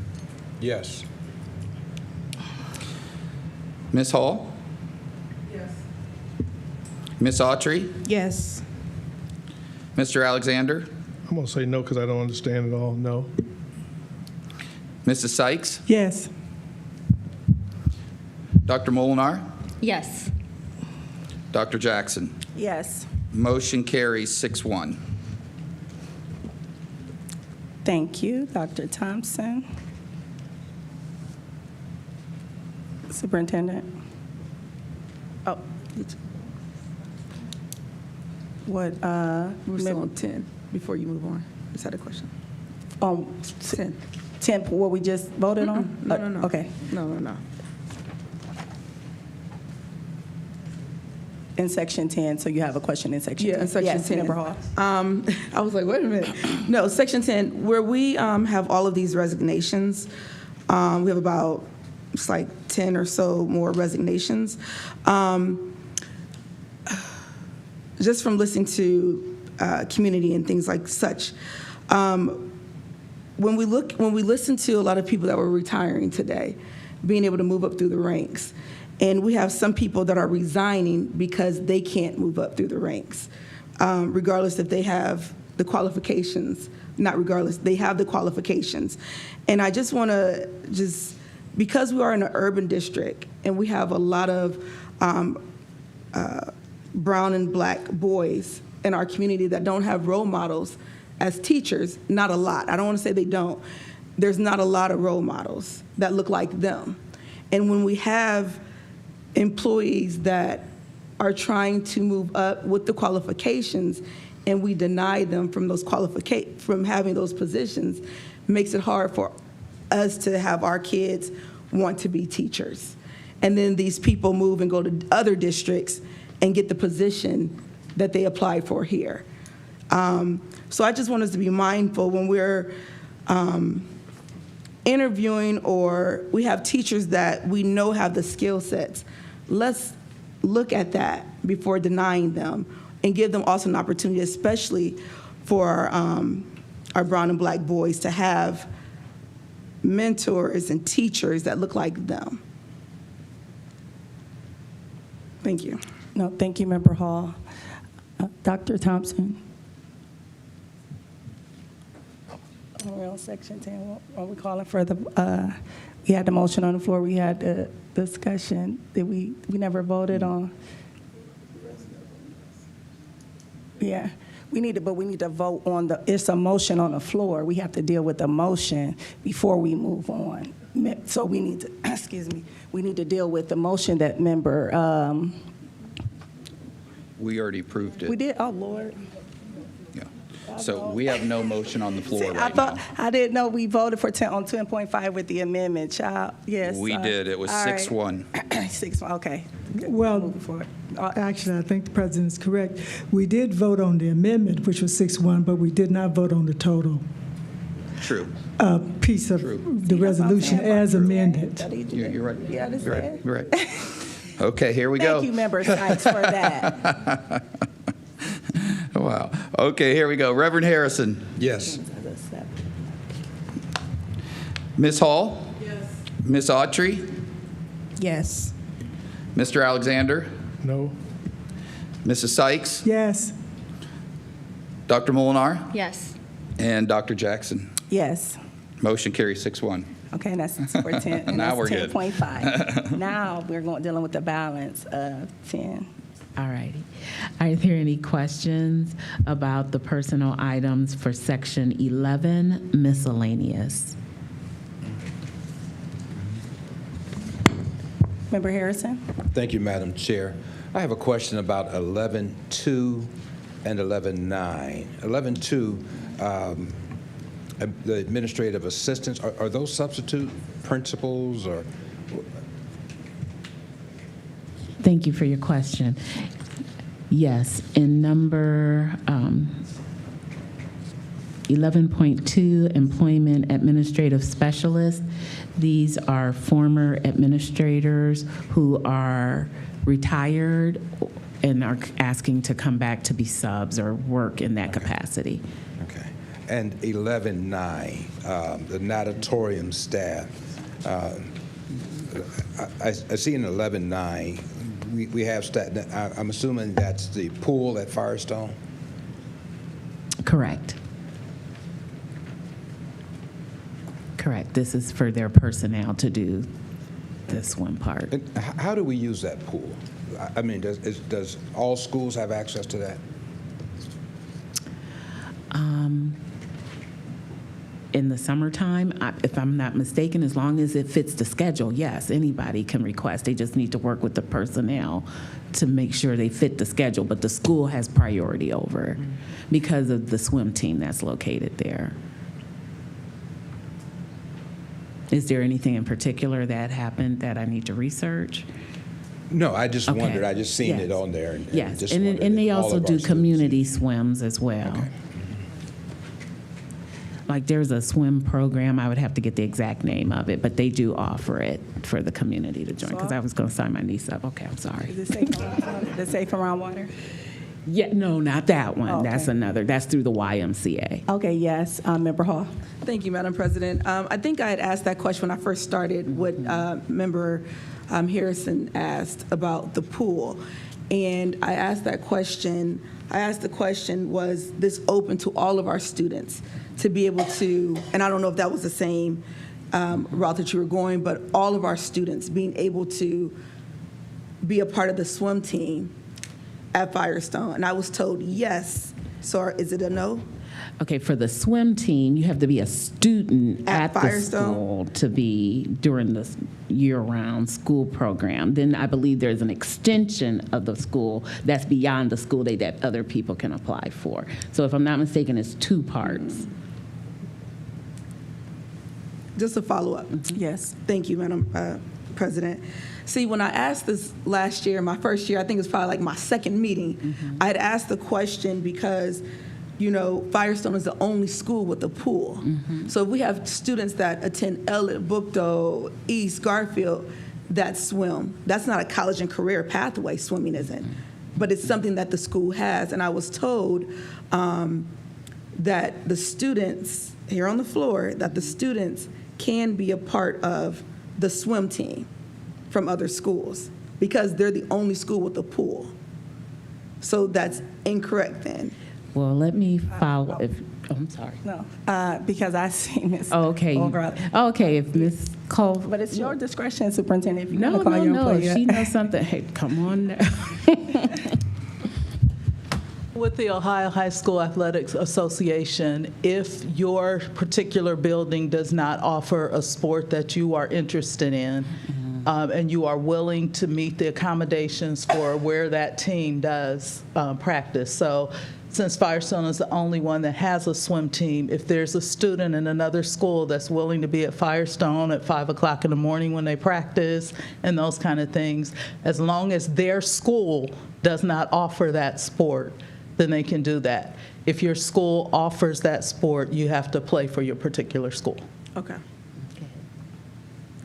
That's Thank exactly you. what, that was the it. yes Okay, that I was good. told, but then we were talking, That's I'm gonna like, stay wait a the minute. yes. Wait a minute. But the okay, yes. thank you so much. Thank you. All right. Okay. If there's no more questions under Section 11, miscellaneous, we'll move on to Section 12, supplemental contracts.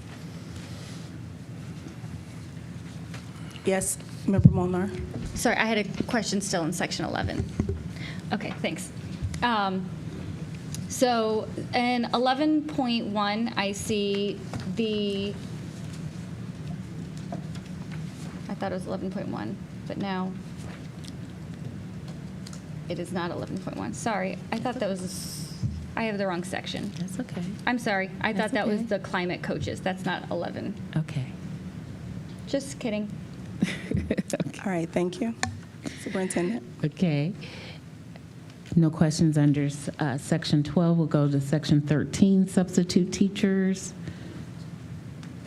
Section 14, tutors. Section 15, support staff. Yes, Member Molnar. Thanks. So to follow up on the last thing on my notes, 15.8 is part of the follow-up of the next sections. So following what we had in Friday notes, it was $1,262,353, and 10.5 we approved 640, so then that amount minus 640, and we approved 610 in 10.5, so minus 610, that leaves $12,353 from the budget that was given to us in Friday notes. So I would like to make a motion to put a boundary on 15.8 and 16.5 and 19.4 with $12,353 left. I ask, what amount would you like for your boundary to be on 15.8? Thank you. Thank you.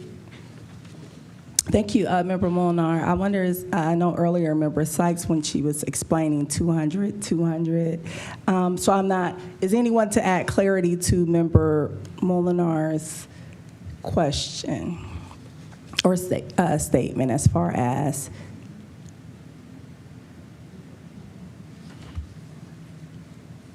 Member Sykes.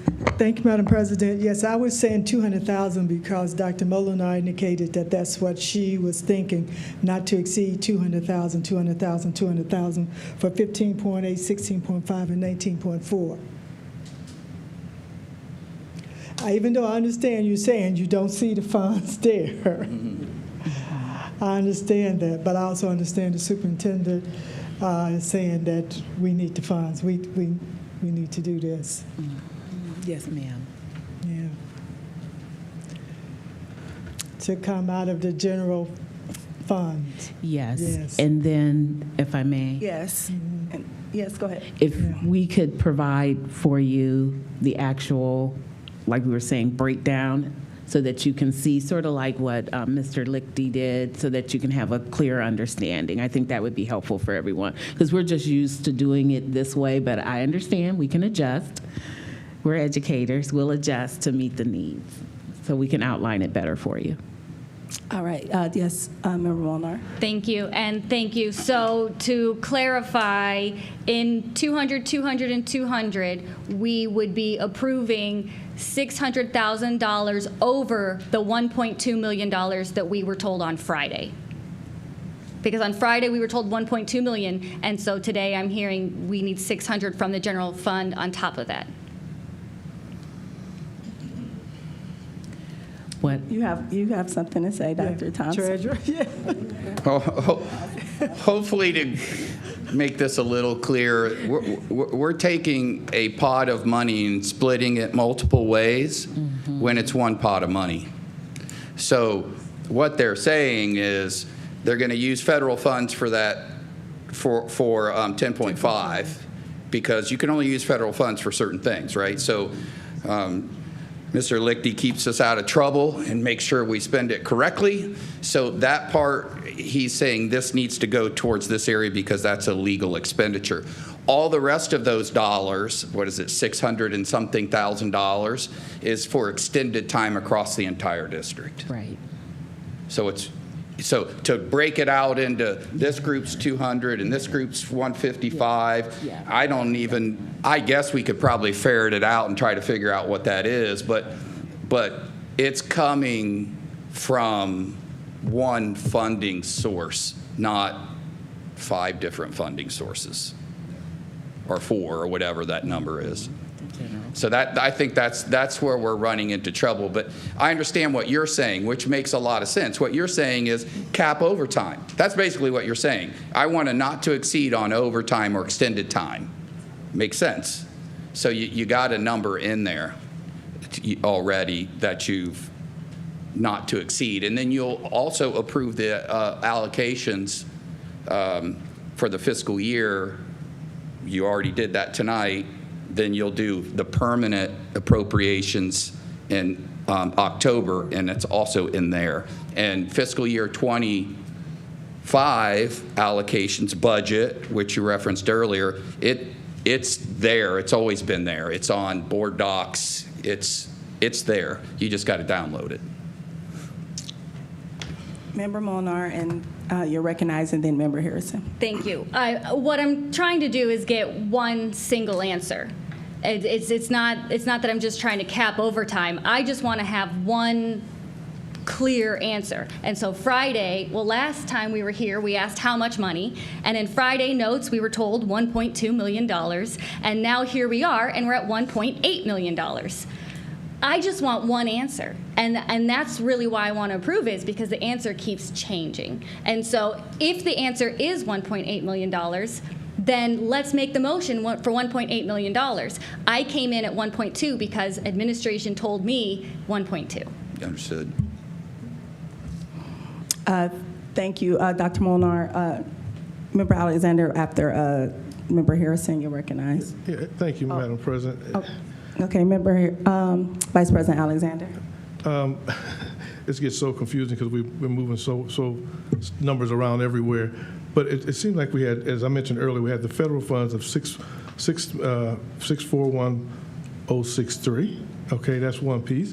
If you go down, you add it said that the number came up 654, which is President said she need. That's what we needed. Now that goes down to 1.295603 minus that the number that Dr. Molnar gave. We're just below that, a couple $100 or so.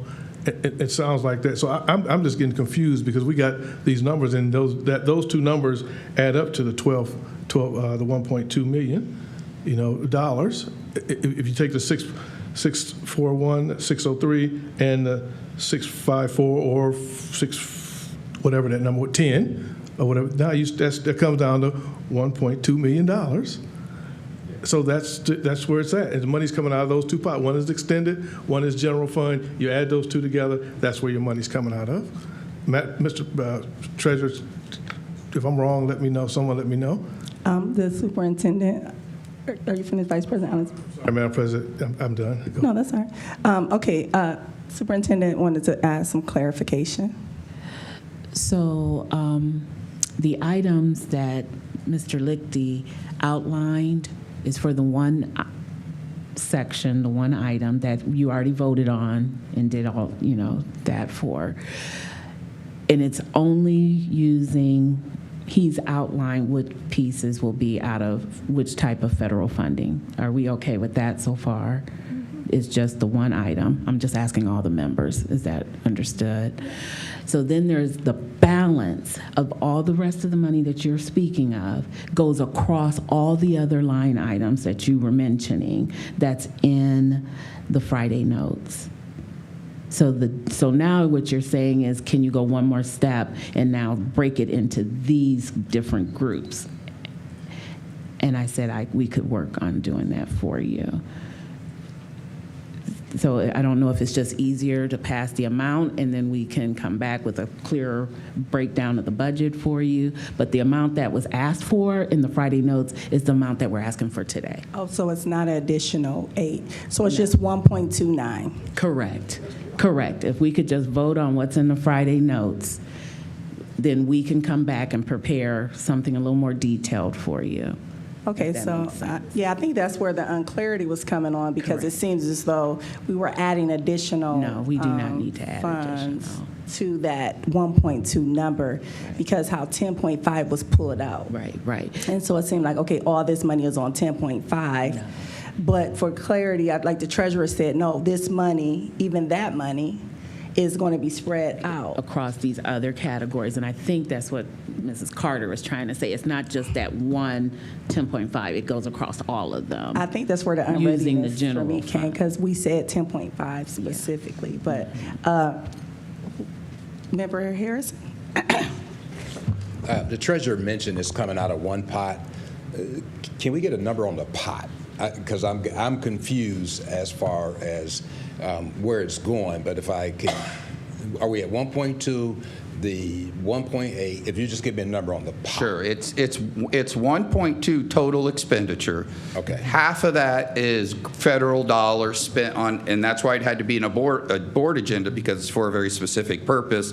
So we have to meet accounting in federal, statutory rules on how to spend those dollars. So that's why it's on there. And the reason why it's not all broken down is the rest, all those employees are all coming out of general fund, and that's $600,000 roughly. I believe last year we spent $554,000 thereabouts on extended time and overtime for these categories. So it's 1.2 million makes sense, but it's not 1.8 million. But it's not tracked, and I understand what you're asking for, Dr. Molinar. Makes sense. I understand what you're asking for, that you wanted to track it by category. Well, we haven't historically done that, but we can. We just haven't historically done that, because it's all coming out of one account. Could I offer? Yes, Superintendent. So one way we could do it is just the numbers the sections you were pulling out, if we said not to exceed what the balance is, then that would cover all of those sections. Does that make sense? It would cover, you wouldn't have to sit here now and try to do the math, but it would cover all of the sections, and then we can come back and do something a little more detailed. Member Molnar? Thanks. So if I am hearing correctly, of the 1.2 that we approved in 10.5, we would be amending that motion to include all four and just saying not to exceed this amount for these four items? Yes? Okay. It took us a while to get there. Yes. And you have the total amount for that, which is 1.2. Was it 1.29, Molinar? I had 1262353, but if anyone else has a different number, now would be the time to give it. 1.26. So roughly 1.26. All righty. Superintendent. Are you still? No, I thought we were going to wait to the end for the motion, just when we get.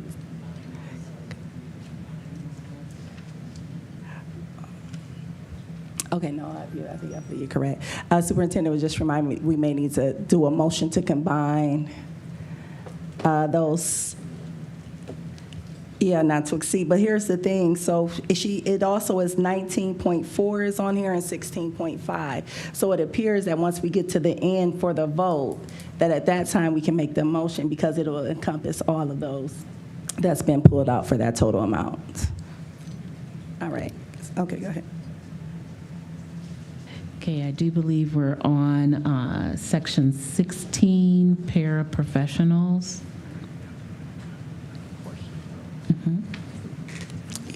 Yes, Member Harrison. Thank you. The job of a personnel assistant, I see we are approving substitute secretaries, and there's quite a different rate of pay for a personnel assistant. Are those different jobs? I'm looking at 15.3. The support staff would be the secretaries in the office, and then the parapros would be like an assistant, or they could also be in the classrooms. So they can have different roles.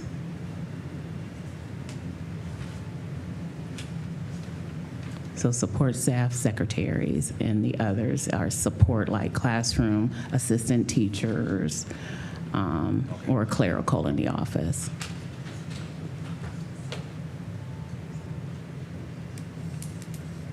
In their different bargaining groups.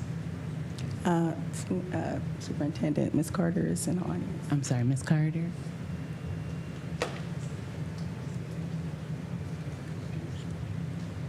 So 15.3, it is a higher amount because those are personnel tech sub-assistants, sub-people. So personnel techs are a non-bargaining unit, and they typically have more responsibilities than your office. So the roles are different, and so that's why that amount is different in 15.3, and it's different than the secretary one. I know you were asking about the different amounts. So that's why, because those are personnel assistants. So they do a whole different type of data inputting and work than your office support staff. Thank you, Ms. Carter. All right, Superintendent. Okay, Section 17, there's no items for child nutrition. Section 18, maintenance, operations, transportation. Moving on to Section 19, which is security.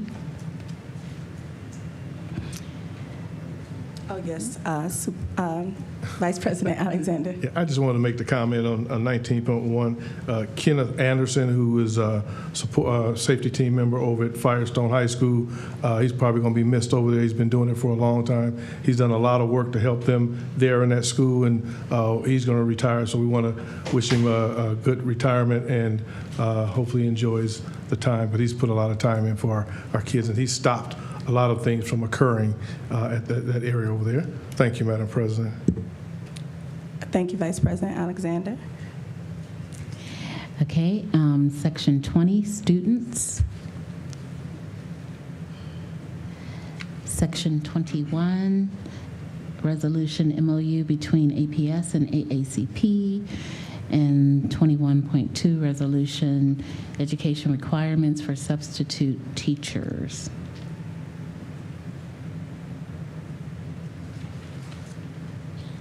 Okay, so at this time, Madam Chair, I wish to recommend the approval of the personnel recommendations presented in categories 10 through 21.2. Okay. With the amendment to item section 10.5. Right. There is a motion on the floor to approve the personnel recommendations from item 10 through 21.2. Yes.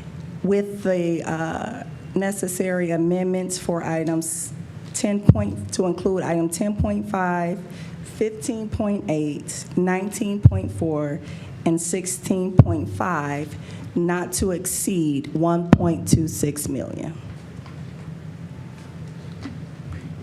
Is there a motion? So moved. Second.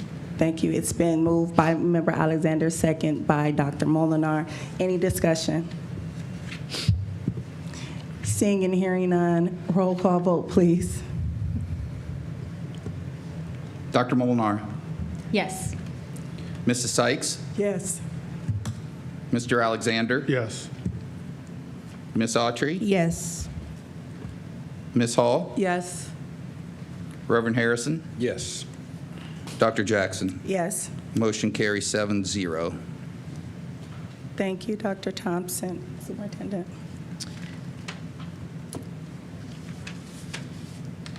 Thank you, President Jackson. Does the board have any questions about the division recommendations, resolutions, and motions for section 22?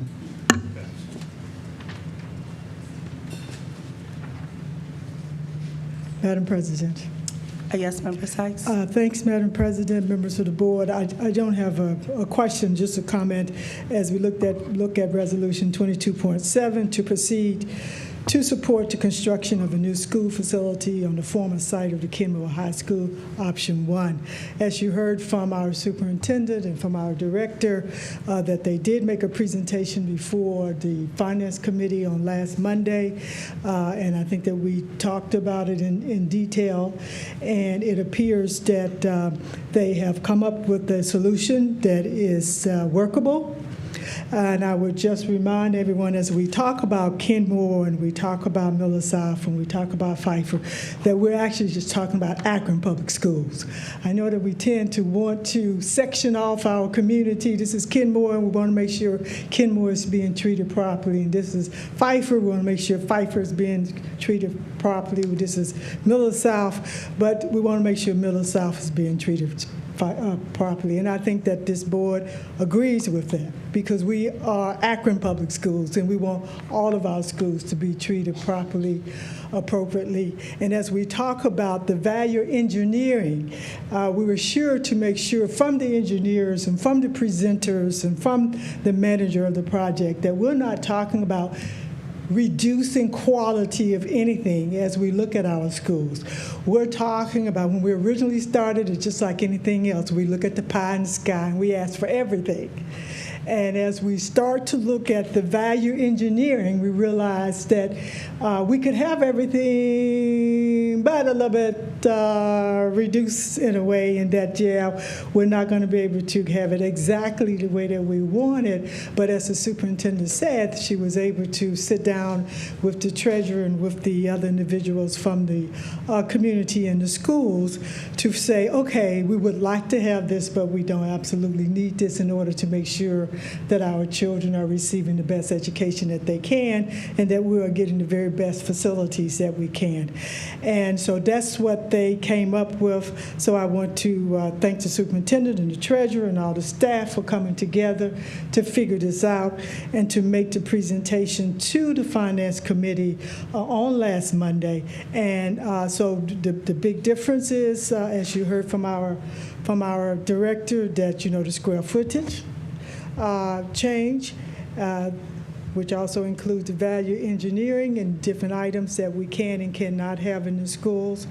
And the date will change, in that we had planned on having this completed August 20th, 2027, and now it will be August 20th, 2029. So we will be 1 year behind the original proposed date of completion for the school.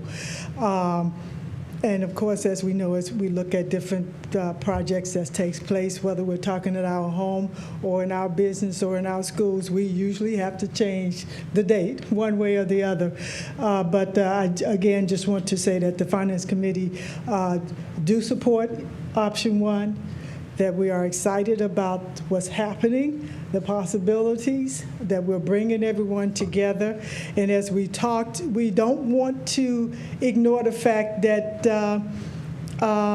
there were some things that happened that we want to make sure that don't happen again. And so the superintendent has assured us that there will be regular committee meetings and regular reports, and the treasurer will give us a regular report as we look at what's happening with our finances, and so that we learn from what happened this past year, or has been 2 years, that we learn and that we make sure as we proceed that we are learning from our mistakes and that we are correcting them as we go.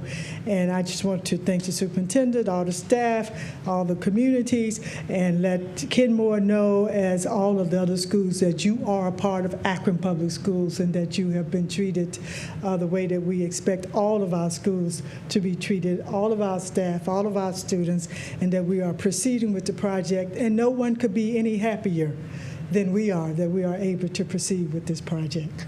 Thank you, Madam President. Thank you. And the Finance Committee does support this project. Option 1. You made that. Yes. Okay. Thank you, Member Sykes. And just for clarity, is it 28 or 29? The date that is going to, is it supposed to be 28? You said 29. Just want to. I said August 20, 2029. It's 28? North is 29.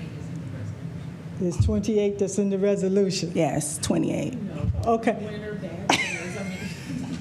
I just thought when we talked in the committee, we was at August 2029, but you said 28? Okay, 1 year later. It was originally August 2027. Okay. So now it's August 2029. 8. Oh my goodness. Oh my goodness. I'm sure no one's mad about that. 2028. Yes, 2028. 2028, yes. August 2028 is the projected date of completion of the project, of the Kenmore project. Thank you. Excellent. Thank you, Member Sykes. Superintendent. I'm sorry, Member Hall. Just to add just a few comments to the resolution that we are, Mrs. Sykes was just talking about. And although we are excited about the Kenmore Project, Pfeiffer, and Miller South, I want to make sure that we still put those amenities into these schools that we're building, that we're not, just because, we have to budget and scale back, that the students are not missing out on what other schools may have. Right, so if we compare it to like the Elliott, the Garfield, Firestone, I just want to make sure that these new schools are being built with the amenities as the other schools, and not just because we're on a budget. So that's all I want to say. Thank you. Madam President, may I just say one thing? I think yes, that's exactly what was stated during the committee meeting. Also, I'm not sure if, as I read over this again, we did not declare that this will be a community learning center in this resolution. Did we? I don't see that exact language. So if we are expecting to receive the local fund and initiative funds, we may want to amend this to make it very clear that this will be a community learning center. Any thoughts? I think once we meet with the joint board of review, we'll solidify that. But to Member Sykes' point, then should we amend this to say contingent upon, because we're in agreement with what we're saying. However, we do want to recognize that we're in a line, it appears, for it to be a CLC, and we know if we're trying to get some of this money, it must be a CLC based off the cooperative agreement. So there's no uncertainty in that part. But as far as with this amendment, we can just make, I meant to say with the resolution, we can make this amendment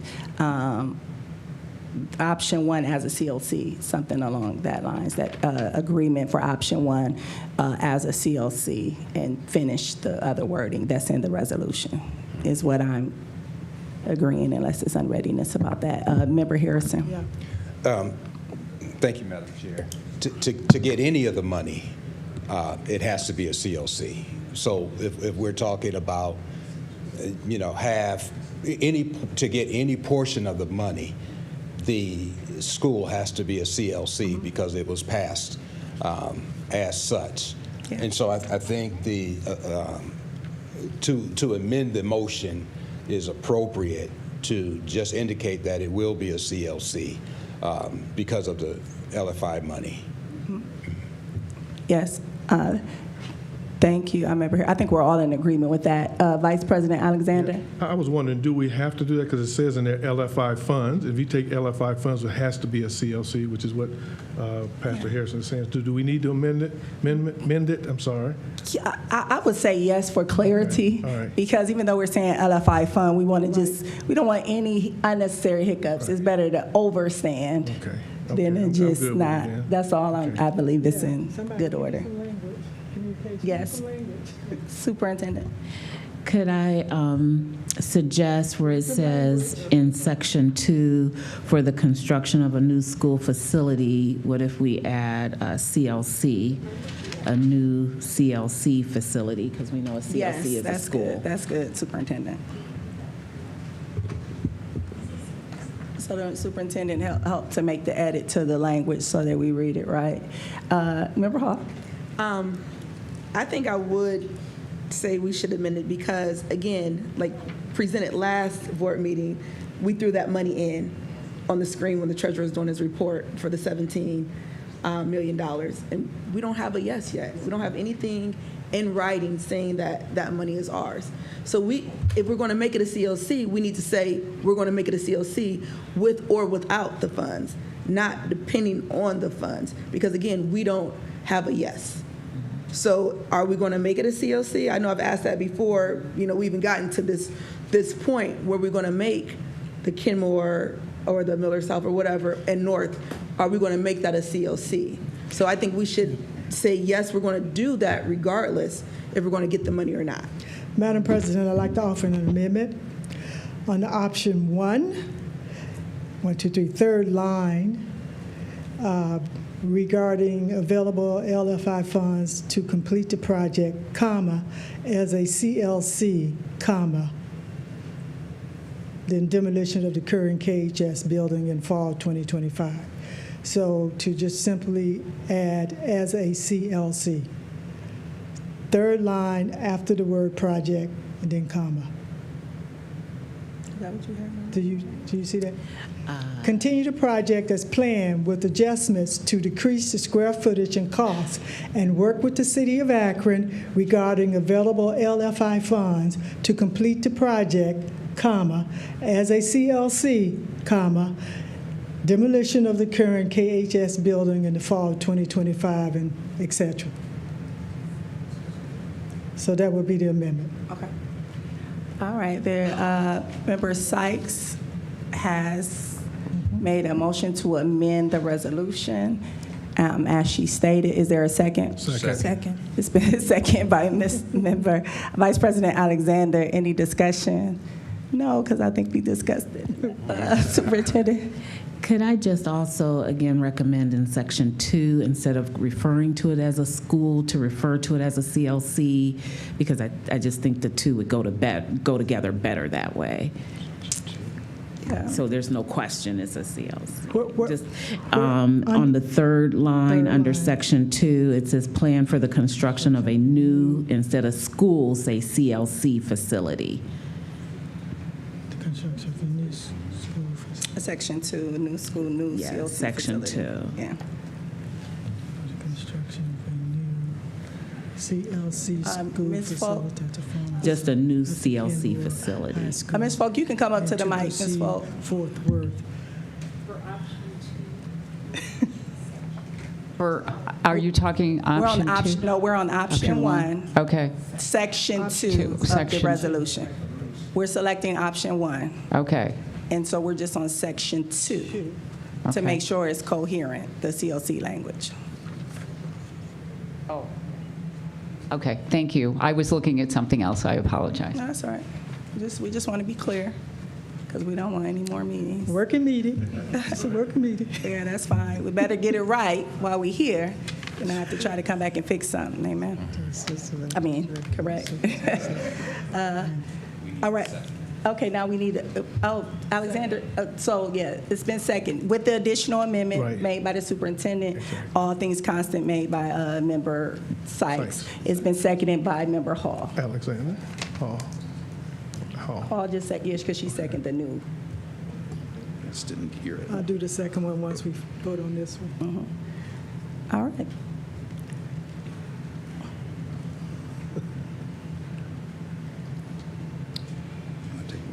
Yeah, we want to take a vote on that amendment. Okay. That we amended, yeah. Mrs. Sykes? Yes. Mr. Alexander? Yes. Ms. Autry? Yes. Ms. Hall? Yes. Reverend Harrison? Yes. Dr. Jackson? Yes. Dr. Molinar? Yes. Motion carries 7-0. Thank you so much. Thank you, Madam President. I'd like to offer an amendment to Section 2, 3rd line. Plans for the construction of a new CLC facility at the former site of the Kenmore High School and to proceed forthwith. Okay, so we're doing a second. I thought we included that with the First Amendment. It was just to create. The superintendent recommended it, but one of the board. No, I thought with I added, with this last amendment that just passed, in addition with the amendment of the superintendent to Member Sykes, to amend Member Sykes' amendment to add the superintendent's amendment on what we just voted for. With all due respect to the superintendent, can't add an amendment. One of the board members, one of us need to do it. No, so Oh, you did? You offered the amendment? Yes, I offered that we amend the second, and then it was seconded by Hall, and then we voted. Oh, okay, I didn't hear that. Right, is it? Because if not, we could do it over. But that's my understanding what happened. I said, so the motion is to amend as the superintendent had, what she has stated, to. You got it? I think so. Okay, so I think we're good. I think we're good on that amendment. Rock and roll. All right. Okay. What section are we in? The rest of, 23. now we're at the point to vote on the entire. We need a motion to. Is there a motion to approve the personnel recommendations from 21.3?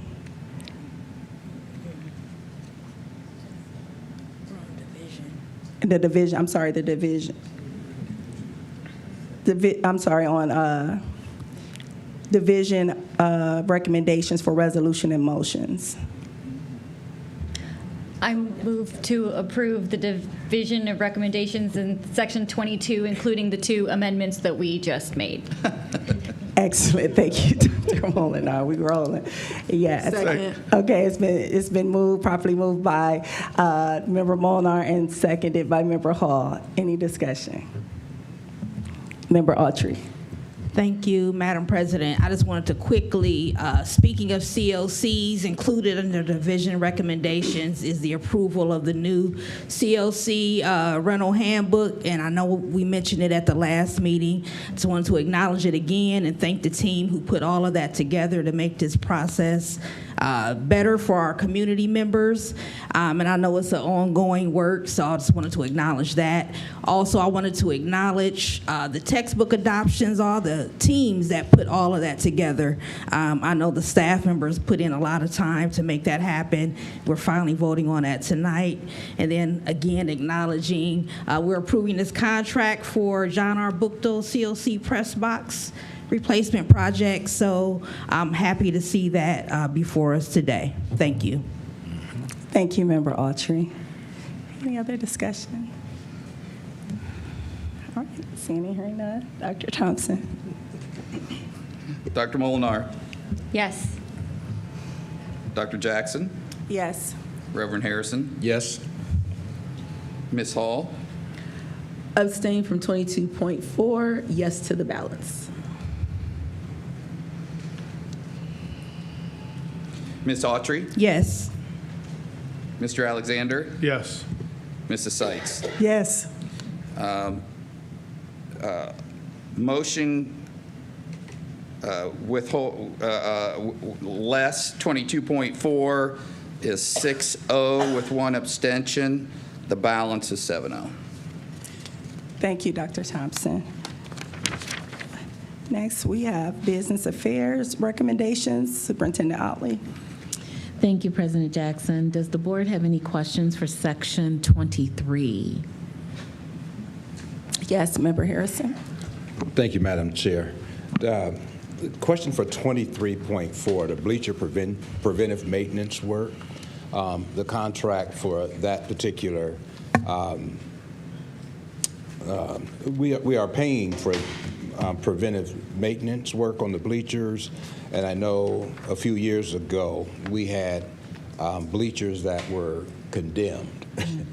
And so did we have a contract, not this contract, but a contract like this in place?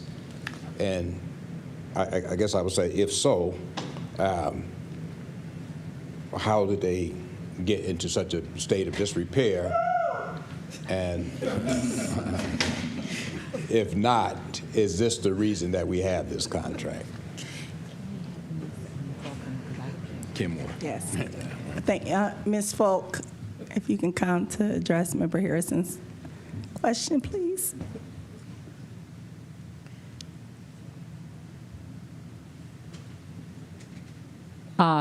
President Jackson and Vice President Alexander, I'd like to introduce to you and the rest of the team, Andrea Eckes, she is our health safety manager for facilities, and she helps oversee the maintenance on these particular items that Pastor Harrison is asking for, and I will let her speak to exactly why this contract is necessary. Thank you. Uh-oh, that wasn't his question. I'm sorry. Member Harrison. For bleachers? Yeah, the contract is necessary. I guess my question was, we had bleachers that were condemned a few years ago. And if we're paying for maintenance on bleachers, how do we get to a place of disrepair to where the state condemns them? So I'm not questioning the need for the contract, or I don't want to question anything, but other than, did we have this type of contract in place? No. Okay. No. So this is newer. The bleacher maintenance, preventative maintenance is newer. For that reason. To prevent that. Excellent. Thank you. Member Hall, 1 second. Member Hall may have a follow-up for you all. So just a quick question, because Member Harrison talked about condemned bleachers. So just 2 quick questions. One, has those condemned bleachers been repaired, replaced, or fixed? The original condemned bleachers were your outside stadium bleachers, and at that time, they were all replaced in 2019. And that preventive maintenance has continued to be part of this process under that review. Okay. Under Ms. Atkins's review and process, we are now in the process of maintaining the inside bleachers, and you approved those maintenance and upgrades in 2 previous meetings in April. Okay. And then just a follow-up. So my second question is, any of our custodians or our maintenance team, any of them have licenses to do some of this work? Like, do we have, and I guess we don't, since we're always hiring other people to do this stuff, but we don't have a team of people that are just certified to be able to, inspect, lubricate moving parts, ensure that all wheels work. Like, we don't have our own team that can do that. So we do. The carpenter shop has 3 people. So they do go out, they fix, like when bleachers, the wood goes bad, they can replace that. They do small things. Some of the stuff is electronic. That's not anything that they have been certified for. As far as I know, there's not a specific certification that I know of. I haven't really looked into it super far, but we're stretched really thin in the maintenance department, especially the carpenter shop, and that's who would be handling that. Thank you. All right, thank you.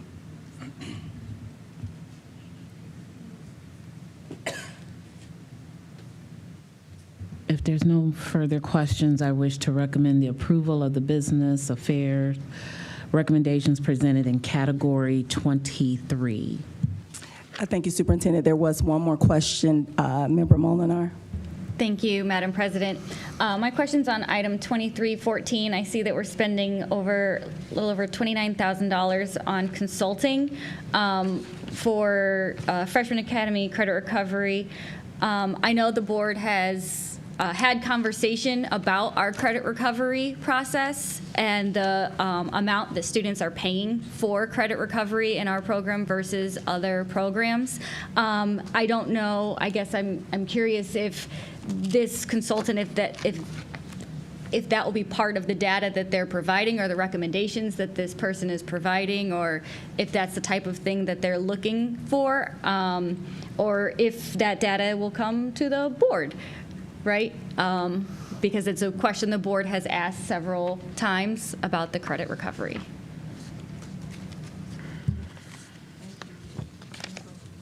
Thank you, Member Molinar. Mr. Leckie, come to the mic. Thank you. So I don't know if I can answer your whole question because I'm not sure what information you have requested, but this contract is more for professional development and helping maintain the credit recovery system we call Edmentum or Plato. So again, more professional development, more maintaining on the back end. That person works closely with Michelle Marcus Kearns in secondary. I see she's not with us here today, but I think she could provide you even greater clarity on what that person does.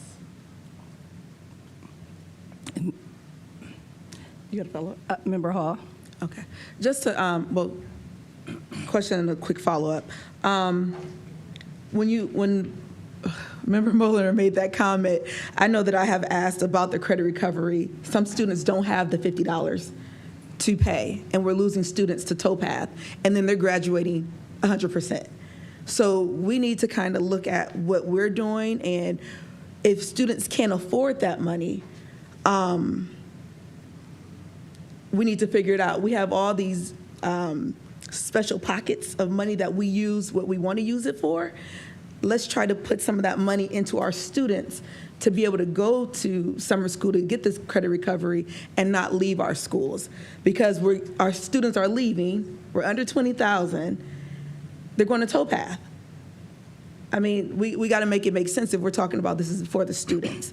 So I would like I know this year is already in motion, but next year let's figure out a way where we can take some of these monies that we find for any other thing to use for credit recovery for our students that really, really are in a financial hardship to keep our kids here. So that was that comment. Can I? Okay. My second question is, I was looking at 23.9, 2318, 2339, 2341. That's all about food. I'll just say that so you guys not rambling trying to find what I'm talking about.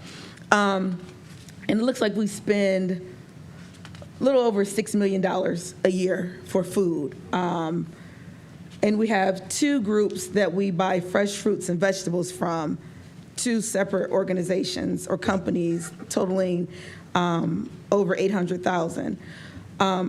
How much waste do we have daily on this food? The kids talked about, our student board members came, they said the food is gross, we don't eat it.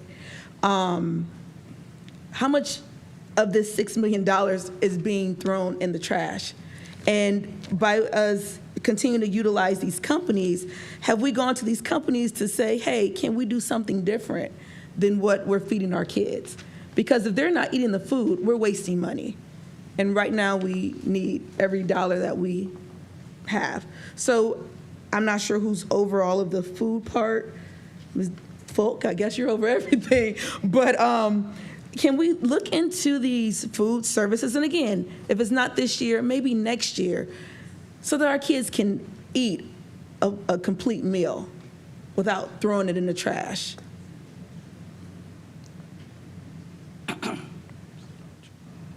And my apologies, Member President, not Member President. No, I understand. I think to that question, if you can come back with the information at the time, and it's up to Member Hall's point, these are things that can look at now. It may not be able to be rolled out to the next academic year because there are various food vendors and things like that, and there's also certain regulations that those same vendors may fit into, but to your point, that may be more appeasing to the palate. So if you can forward something. I can, if I may, President Jackson? Yeah, I just don't All want to belabor students this. may, it's called offer versus serve.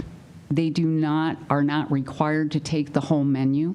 They are required under the regulations of the federal meals program to take a minimum of 3 items. So I will give you an example. They may pick up the pizza, which is a bread and a protein, and one other item, say, as a carton of milk or a fresh fruit. So they may not have to pick it all up in order to do it. So that helps us decrease the amount of waste that you actually thought you would be doing, because maybe when I went to school, offer versus serve was not available. You had to take it all. The other items that may happen is a student may pick up the full menu, and decide not to participate and eat at all, and it's put on the sharing table for those other students to pick up and have an additional fruit among those items that are available. So those are the regulations that we must meet, and it does help decrease waste, and the portion sizes and the dietetic nutritional content meet the requirements for the program to operate. Thank you. Just a question that I have about this, because in some districts, I know they have where they can weigh the waste. So, and like to establish trends as far as to if they're dumping out, because some stuff is reusable, like a fruit cup. So that a fruit cup is like a non-perishable, or maybe someone will eat that. But if it's once it actually leaves the food service line, it is not to be allowed to go back into the inventory. No, but you said that the other kids the sharing can eat it, table, right? The yes. sharing table, so it can be preserved. Yeah, it is right? correct. And so kids can take it. Some may put in their backpacks, whatever, right?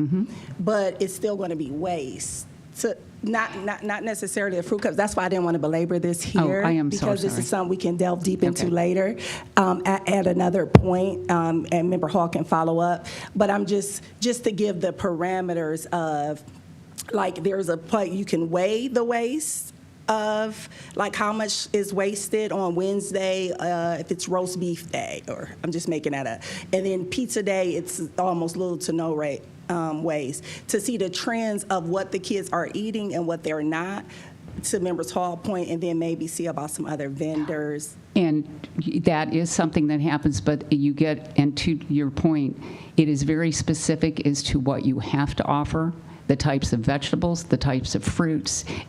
You have to do orange and reds and greens and all this other stuff. So I just wanted to let you know that our students do participate in offer versus serve. And that's great, because OSBA, when we go to the conference, they have those different vendors that all follow the regulations. So what Ms. Falk is describing, they all know that this is what we have to do, and we just look at those offerings. So we're clear on that. Thank you, Ms. Falk. Thank you.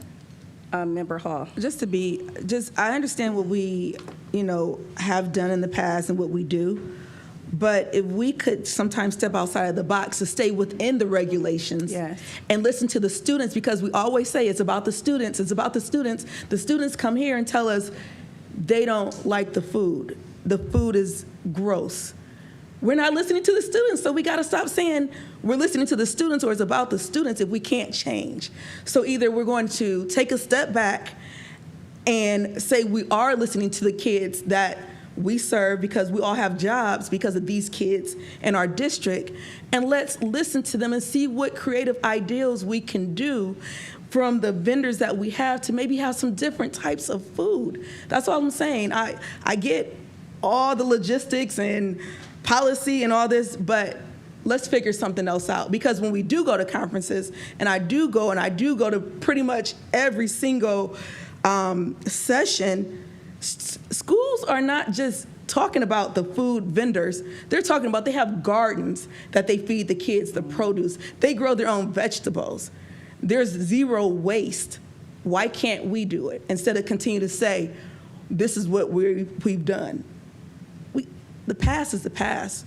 In order to move forward and move this district forward, we have to move forward as the adults in the room and listen to these kids that we say we care about so much. That's all I'm saying. So just let's look into it. Yes. Thank you. Thank you, Member Hall. Superintendent. I'm sorry, Member Autry. Thank you, Madam President. Item 2313, the healthcare billing services. Is that for our school-based health?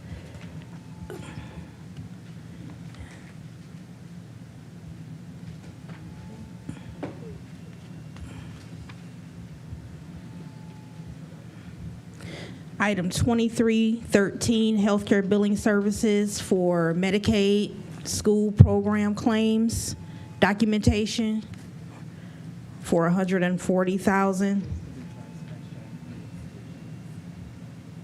That is not for your school clinics. Those are the other items that are offered by your OPs and PTs at this point.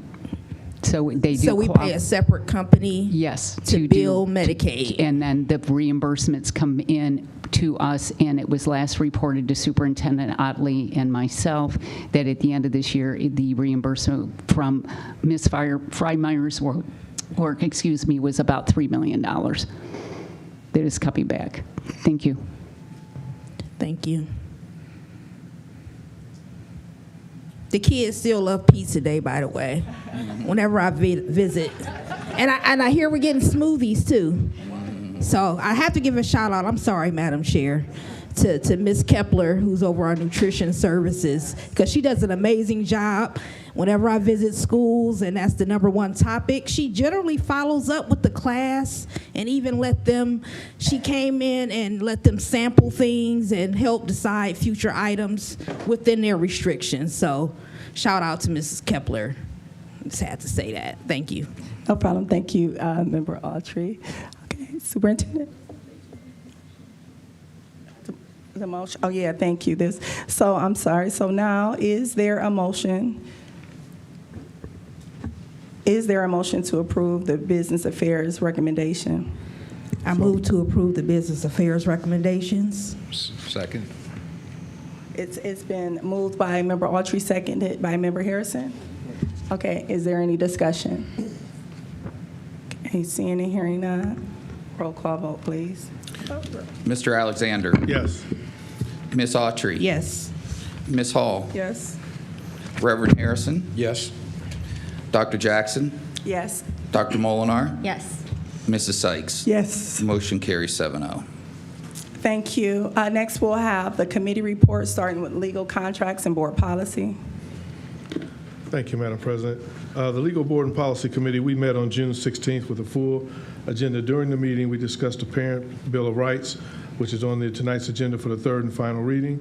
The policy is required to be approved before July 1 to ensure compliance. While approval is needed this evening, the committee recognized the importance of the dialogue we had during the meeting, and we want to keep the dialogue going that was raised with the questions that were raised in our last meeting.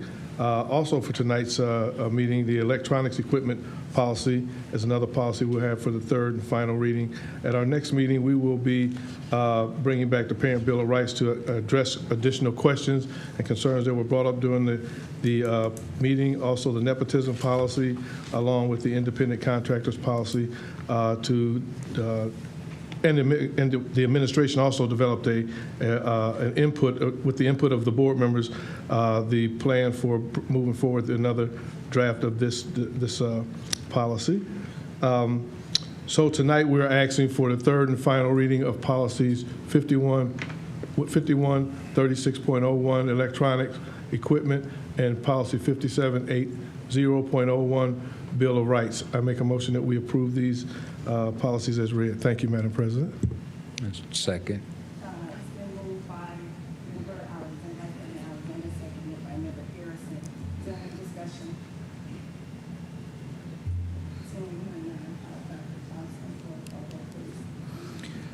Ms. Autry. Yes. Ms. Hall. Yes. Reverend Harrison. Yes. Dr. Jackson. Yes. Dr. Molinar. No. Mrs. Sykes. Yes. Mr. Alexander. Yes. Motion carries 6-1.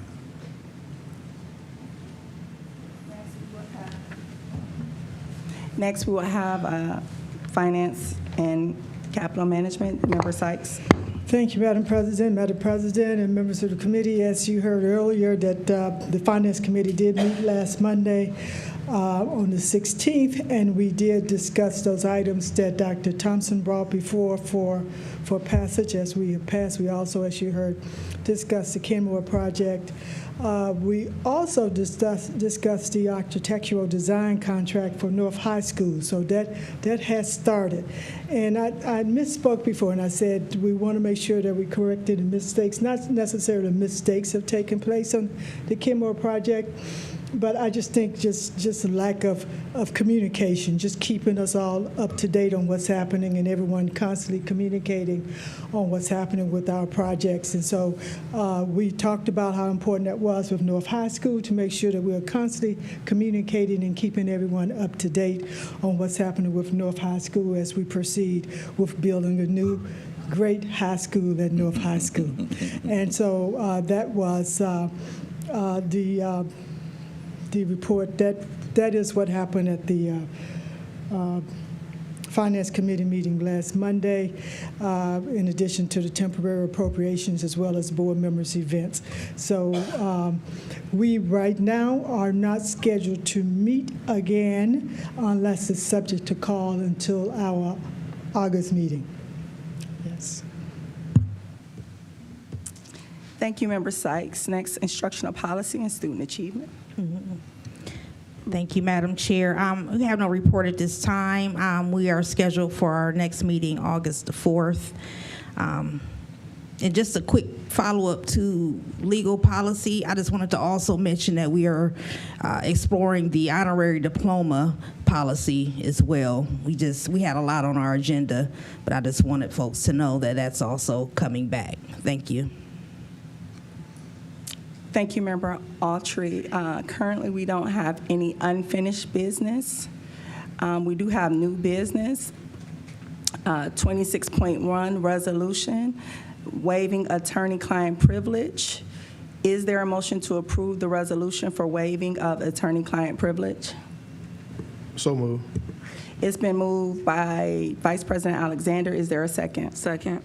It's been seconded by Member Hall. Any discussion? Madam President. Yes. Madam President, member of the board, I just want to get clarification on what we are waiving. According to this resolution, the information that we are asking to waive has already been presented, has already been discussed, has already been put out, has been in the media. When we talk about privileges, so there's a difference between rights and privileges. So we have a privilege which can be given and can be taken away. And if, in fact, this privilege has been shared with a third party, then we no longer have the privilege. It's been waived already. So I'm questioning, what are we waiving here?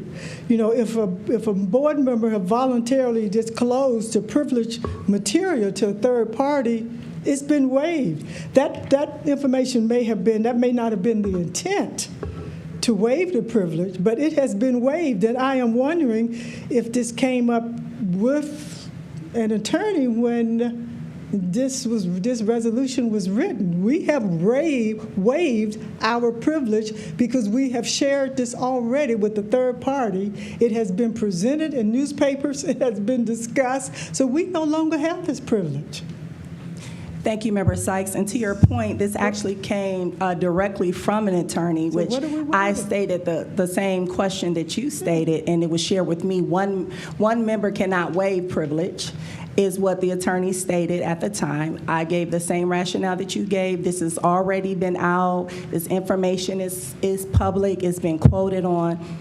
And the legal counsel who drafted this resolution and instructed that this was the way, because one board member, even if it was leaked, is how it was explained to me, does not have the authority to waive the attorney-client privilege, and so the board would have to collectively, is what legal counsel stated, and I asked the exact thing that you asked. Thank you, Madam President. I'm not an attorney. I've said that over and over again. I am not an attorney, but I respectfully disagree. I think we have already waived our rights. If we were bringing this in before this went out, became public, then as a board, then we can waive our rights. But this has already been discussed. This is already out there. This supposedly happened April 16th. So again, I ask, and the attorney, of course, is not here, what are we waiving? Again, as it was explained to me and that I'm reiterating to the board currently, is that we, the board, collectively didn't waive privilege. And so because it was one board member, how it was explained to me, one member does not have the authority to waive privilege. And although I did rebuttal that, because it's out, it's been published in the paper, it's been quoted from, it's already public.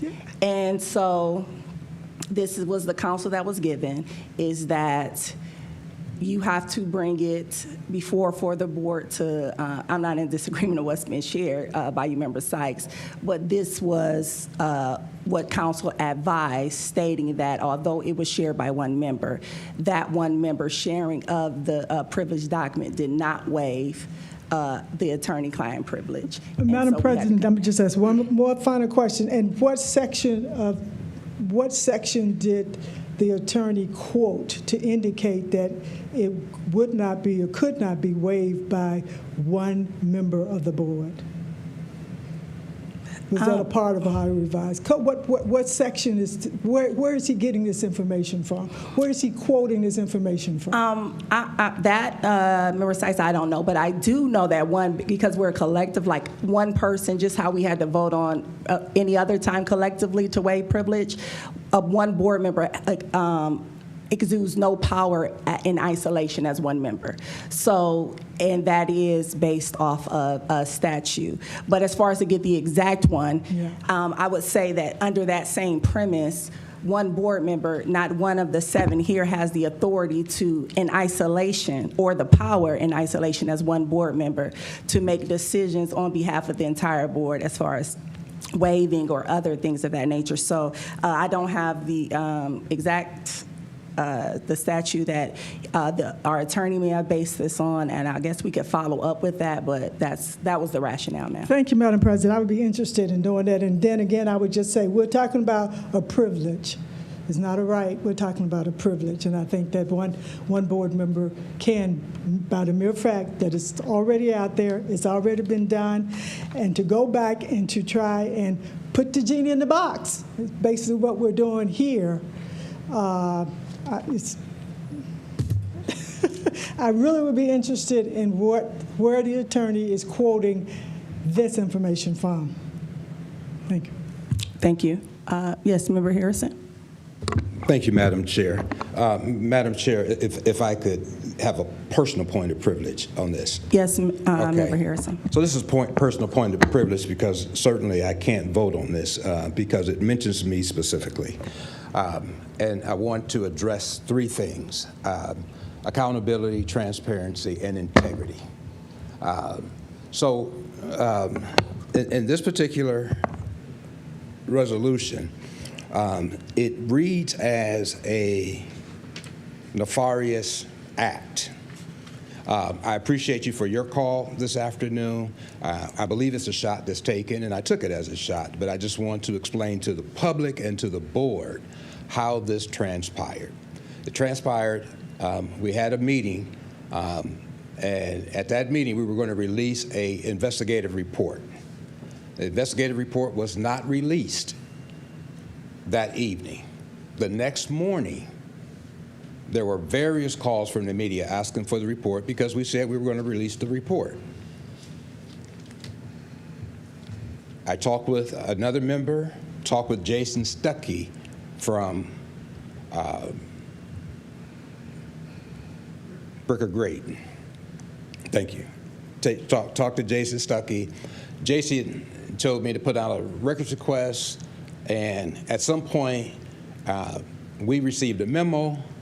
I forwarded the memo to a member of the media, not understanding that it was a memo. We come back into session. We're going upstairs to an executive session. This is not an investigation. This is not something that I got caught in a public records or an investigation. This is something that I self-reported to Jason Stuckey from Bricker Great. This is a self-report. And I just want to be clear with this because it wasn't my intent to share it. But when I said I may have shared this, I said that to an attorney, to the attorney at the time. So while we have created this illusion that my emails were searched and this is what's come up, I take it personal for a couple of reasons. Madam President, I sent you an email about my emails.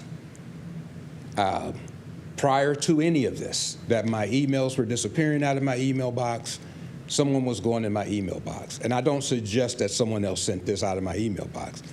I say that to say that there was some knowledge that my emails were being monitored. There's nothing nefarious about this. There's no collusion with a media person here. I believe in transparency. I believe in accountability. We had the report. I could have sent the report to the media. I didn't want to send a report that I had. I wanted to send a report that was being made public. So I just thank you for this personal point of privilege, accountability, transparency, and integrity. I maintain my integrity. I think the resolution was a shot, and I took it as such. Thank you. Thank you, Member Harrison. I'm unclear as far as the shot, as I talked to you earlier. There was no shot, and as far as Brooker and Graydon, they had nothing to do with this resolution. As I spoke with you earlier, this came from the law firm that handles our records requests, and it's that same individual who then shared that it was forwarded, that the document was forwarded from your email. So I just, for clarity, because we're calling out this, I do understand that, but it was never shared with this board also, because we could have got in front of this a lot earlier if it was shared with this board that you thought or you believe you accidentally did that. That wasn't positioned to this board. It was more positioned that maybe someone else had a different intent that would be more beneficial to the outgoing superintendent, that maybe someone else leaked it. Is things, that's the only thing that I recall being shared from you, never anything about you accidentally sharing it, because we could have easily, this would have been, this is so messy, like, just for it to be in this form, as I told you before, it's not a thing, and it's definitely not a shot. Like, I have no skin in the game or to put this towards you. It was shared as a public records request, brought before us, and as I told you, I even looked like, can this be worded just as and not even in this form, but as I also shared with you, Member Harrison, because I felt ill. I was down on the weekend, and when I looked at it today, I was a day late and $1 short, but I forwarded you the email to where I was inquiring to council, could this just be a motion that didn't include your name or anything of that matter? So I wanted to, as a point of personal privilege, say that, because I don't want to give the appearance of a divisive board or that there's any attack strictly towards you from this point of the chair or anything else, but this did come up as a records request. And I heard what you said, just as what Member Sykes said, as far as these are questions that I asked, and which I also shared with you. And this is where we're at as far as now we're here, meet the request. Into what you stated, that it was accident, it was shared with Stuckey, was not, and that it wasn't shared with the board, but you did say something at some point to him, but the board wasn't apprised on it. And that's, I don't want it to seem like the board knew something and then this came about, because we could have got out in front of it a lot earlier. Okay. I just want to make it clear. You and I talked this afternoon, and I'm not saying that it was a shot, or do I think it was a shot that was directed from you to me. Okay, I just want to make that clear. Our conversation this afternoon stands as is, and this came from a different attorney other than Jason Stuckey, but we could have gotten in front of it if the conversations would have been had. Not just then, but if conversations would have been had before we did this. Thank you. Yes, sir, thank you. Member Molinar, and then Member Hall. Thank you, Madam President. I, at this point, would like to respectfully ask for clarification on this resolution. The resolution and the agenda, especially after this conversation, states that, quote, the board conducted a review of responsive records. So at this point, I want to know who specifically from the board conducted or authorized this review. I also see in the resolution that the board intends to waive attorney-client privilege. as a board member, I was not contacted by phone, email, text, or included in any discussion before this resolution appeared in the agenda. I hear Member Sykes tonight. It makes me question what we're even approving in the resolution. And just as importantly, what would happen if the resolution did not pass? As she said, the genie is out of the bottle. So what does this resolution change? And now I hear from you, Madam President, that you didn't initiate the investigation or the resolution. So who made this with attorneys and added it to the agenda?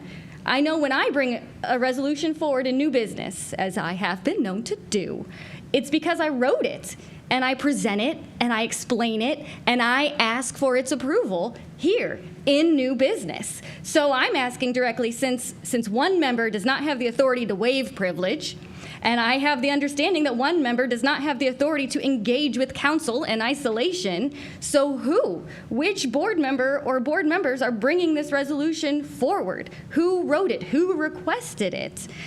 So I'm asking my colleagues now in open discussion, did anyone know about this before it was on the agenda? Because I think it's important for transparency, accountability, that we clarify how board decisions like this are initiated and communicated. Thank you, Member Molnar, and that is an excellent point.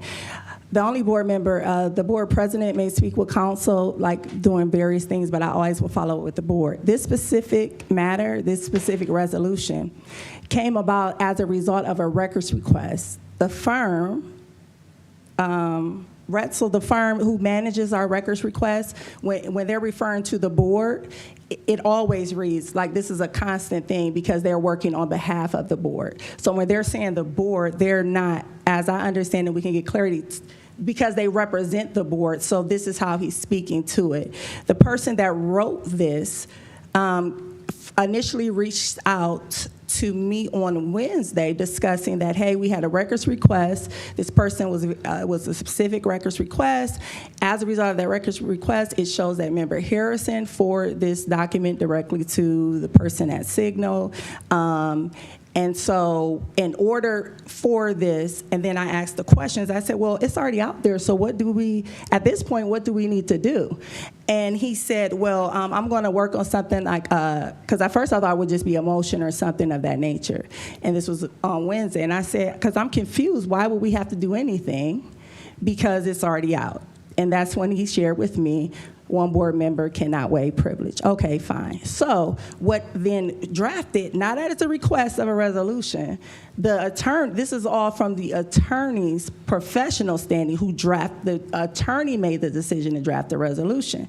Upon the attorney making this resolution and sending it for review, when I first seen the resolution, maybe Thursday or Wednesday, I'm not sure, I said, I thanked him for I said, okay, thank you.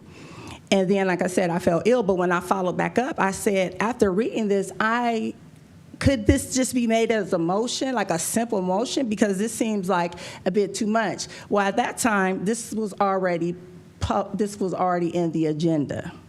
So hopefully that answers your point. No one board member solicit or no other board members, because this wasn't something, because of how it read, I didn't share this. With this specific thing with a Member Harrison, and the thought was that at a different time, at this meeting, we would talk about the information, but I didn't send nothing in email out concerning with Member Harrison's name. I was just doing a blank. It's in my email. I sent it to Harrison, just a general motion to waive privilege so that this document can be released. Because when I asked the attorney, well, if it's just asking about something being forwarded, why then couldn't we just show the transaction? And he said, because the document, it's all part of the email. Yes. Thank you, Madam President. So in conclusion, if I hear you correctly, Retzel responded to a records request and then felt they had the authority to charge Akron Public Schools to create a resolution and add it to the agenda without any prior board approval. Yes. Well, yeah, so, yeah, it happened. So what I said was, they did the resolution, and I was supposed to inform him to look over, he drafted the resolution to be looked over. When it was sent to me, I said, okay, thank you. When I actually looked over and said, my response to that email was, hey, can this just be a simple motion? It was already in the agenda had already been. I didn't even know the resolution was in the agenda, honestly, until I seen it today. Because like I said, I was down, so I didn't get a chance to look through I'm just being transparent. I didn't get a chance to look through the agenda until today. Because my plan was, I reached out to Member Harrison because I don't do backdoors things. I'm a very direct person. And so I wouldn't be in this forum and just spring that on any board member. So I reached out to Harrison and say, hey, and then I'm like, oh, it's like, it's a day late, dollar short. But I forwarded Member Harrison for transparency, and I wanted him to understand the dynamic of respect. I need you to see what I said so that you know I'm not just trying to give smoke and mirrors to you and say one thing. So I forwarded him the conversation. So to your point, yeah, it was added because I guess I said yes and thank you, and that's what I told Member Harrison. Maybe it was implied, okay, that it was approved, but I went to make the suggestion of what I would prefer it to be. Ask for this not to, because I just felt we didn't need this. Like, if it could have been released in a way to where the records request was met, the person got whatever they wanted to see, without having to specifically in that form name a board member. I just felt it would be less messy, more cleaner, and then we as a board could have discussed any unreadiness that we had based off the information that I was going to share with the board, which would have showed this is what they gave me that originally wanted me to say, and this is what's going on. But so that's how it happened, yes. Member Hall, okay, Member Hall? Thank you, Madam President. So two quick questions. So the vote today is it to give whoever requested a records request, to give them the records request? Is that what we're voting on? Yes. Well, yes, but it was shared that in order to give them the request, we have to weigh privilege because the memo that's attached to it still is a privileged document, and one member, even though it was shared, it wasn't shared with the agreement of the board. So yes. To answer your question, yes, but it can't be given based off counsel until we weigh privilege. So I guess just to follow up from that, when we do records request, I guess I'm just trying to understand this. I guess we all are. But when there's a records request that comes out, the attorneys then look it over and they provide whoever requests, such as if the media does a records request. They just give them the records request if it's within the guidelines, correct? Yes, because So how is this different? Is it because of a board member? Is that the privilege, or? Well, no, because it was the document was privileged. That's attached to. So the document had already been given, right? Yeah. So the records request from the person, whomever it was, they're just going to get the same document that was given? Yes. Okay. Yeah. And so what will happen is, but now for us giving it, the attorney said he couldn't just meet that request unless we weigh privilege because it was a privileged document. In other requests that people may make, because I don't typically see a records request. It doesn't come to me if someone requests a record. That isn't something that comes through the board. I don't know. I guess it just goes to the firm that handles it, and they meet the need of the request. This specific came to me as the board chair because, yes, it involved a privileged document that the board, as I'm understanding, outside of Member Harrison, he just happens to be within this frame. Like, this is separate from Harrison, is more the document. So it came because it said this has to go before the board in order for us to meet this records request, because it's still a privileged document, because the one board member sharing it did not remove the privilege, because one member can't remove privilege. The attorney-client privilege, yes. This is how it was explained to me. Madam Yes, President, Member just one last thing, and I don't want to belabor the point, but the policy indicates, our policy, board policy, indicates that the board agenda is set by the president of the board and the superintendent. So I am superintendent. Were you aware that this was something? Did you give the approval for this to come on our agenda? Thank you. This was first brought to me by the attorney from Retzel. And because it dealt with a board member, I asked him to deal directly with the president.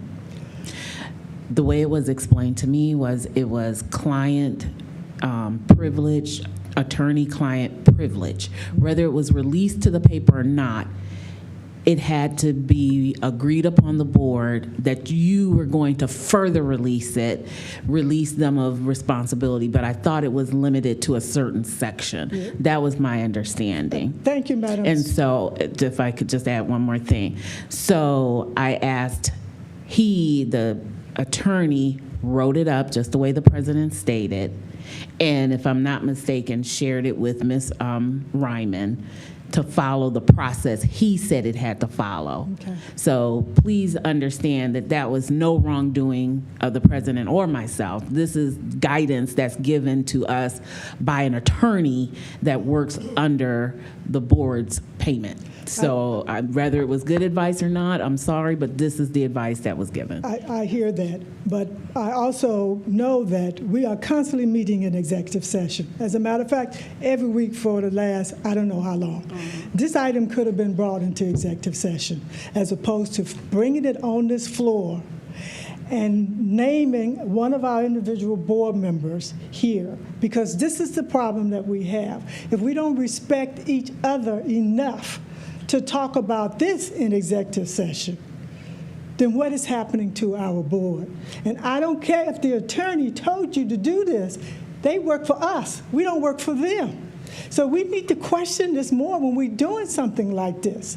I am very disappointed that this has ended up on our agenda and that we are doing this to another board member.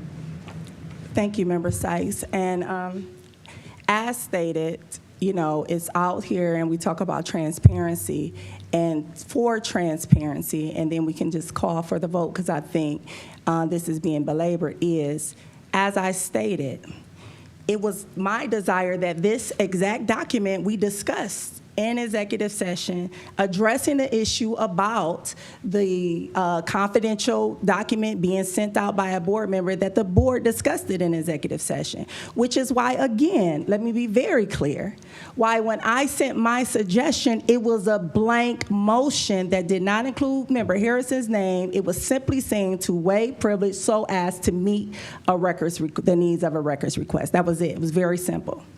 And then when it was brought to my knowledge, it was in the agenda. It was already out because it would have been a moot point for me to send a suggestion for this simple. Could this be a simplified motion, a simpler motion instead of this resolution?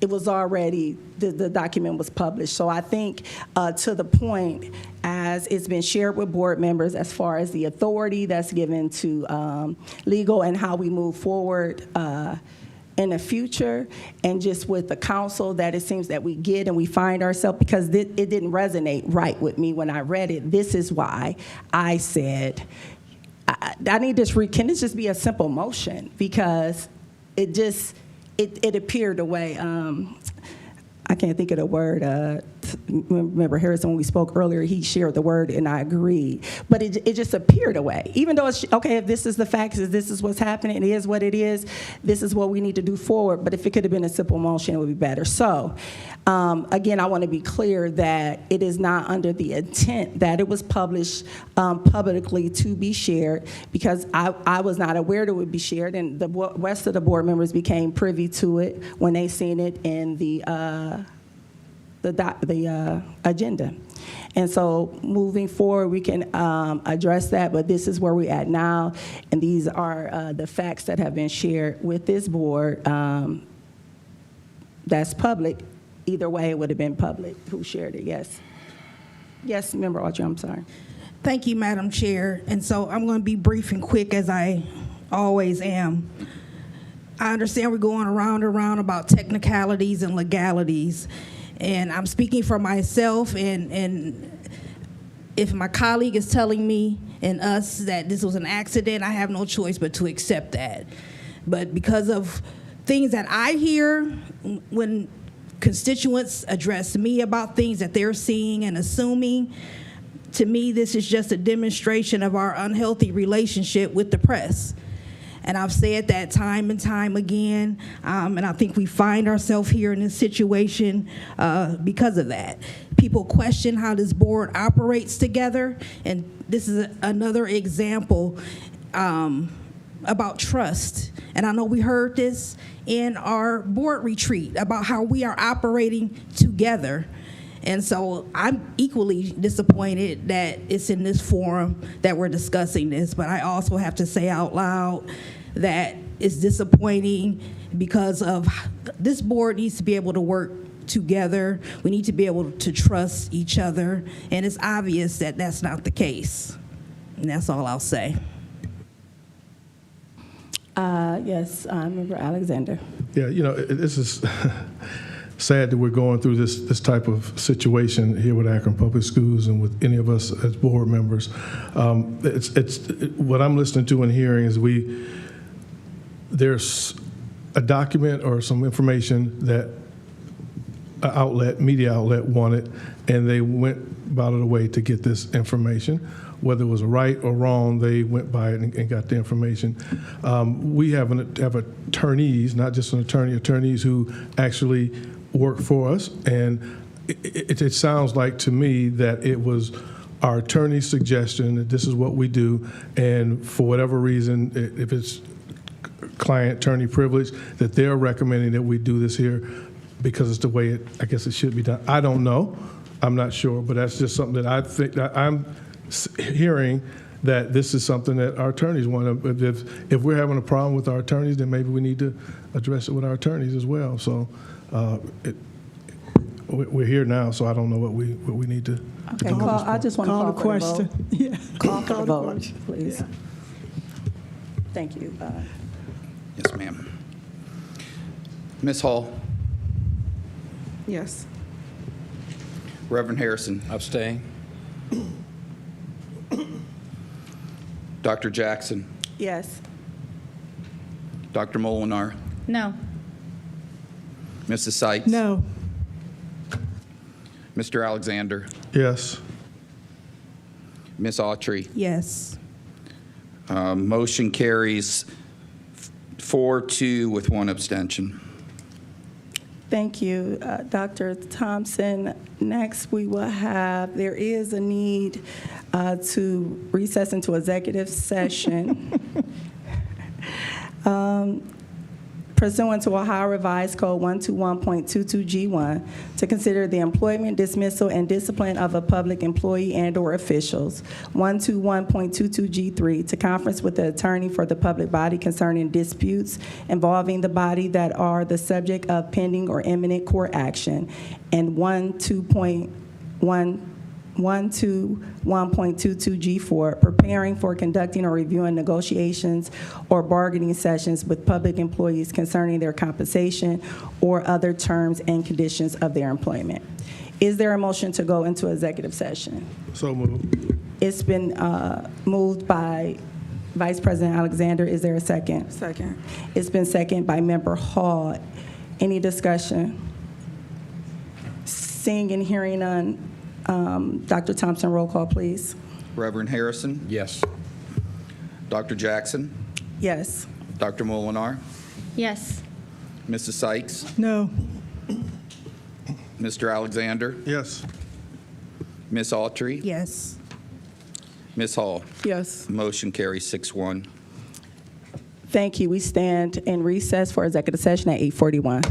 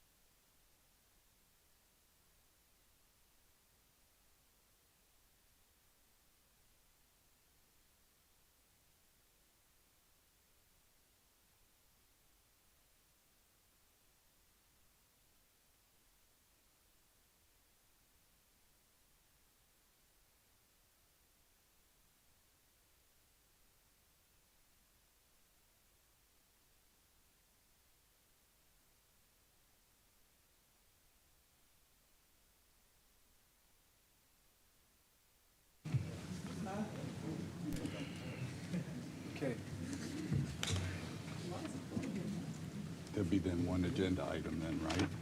Yeah. We stand back in session at 10:25 from executive session, and there is action that needs to be taken. Is there any action, Member Harrison? Thank you, Madam Chair. Madam Chair, I want to present a motion. I move to approve the settlement agreements in the matters of Summit County Court of Common Pleas, case numbers CV 2021-03-0984, CV-2021-03-0994, and CV-2022-12-4356. It's been moved by Member Harrison. Is there a second? Second. It's been seconded, excuse me, by Vice President Alexander. Any discussion? Excuse me. All right. Roll call vote, please. Dr. Jackson? Yes. Dr. Molinar? Yes. Mrs. Sykes? Yes. Mr. Alexander? Yes. Ms. Autry? Yes. Ms. Hall? Yes. Reverend Harrison? Yes. Motion carries 7-0. Thank you, Dr. Thompson. The next meeting will be held on Monday, July 14th, here in the boardroom at 10 North Main Street at 5:30 p.m. Is there a motion to adjourn? So moved. It's been moved by Member Hall. Is there a second? Second. It's been seconded by Vice President Alexander. Any discussion? Seeing and hearing none, roll call vote, please. Dr. Thompson. Mrs. Sykes? Yes. Mr. Alexander? Yes. Ms. Autry? Yes. Ms. Hall? Yes. Reverend Harrison? Yes. Dr. Jackson? Yes. Dr. Molinar? Yes. Motion carries 7-0. Thank you. We stand adjourned at 10:28 p.m.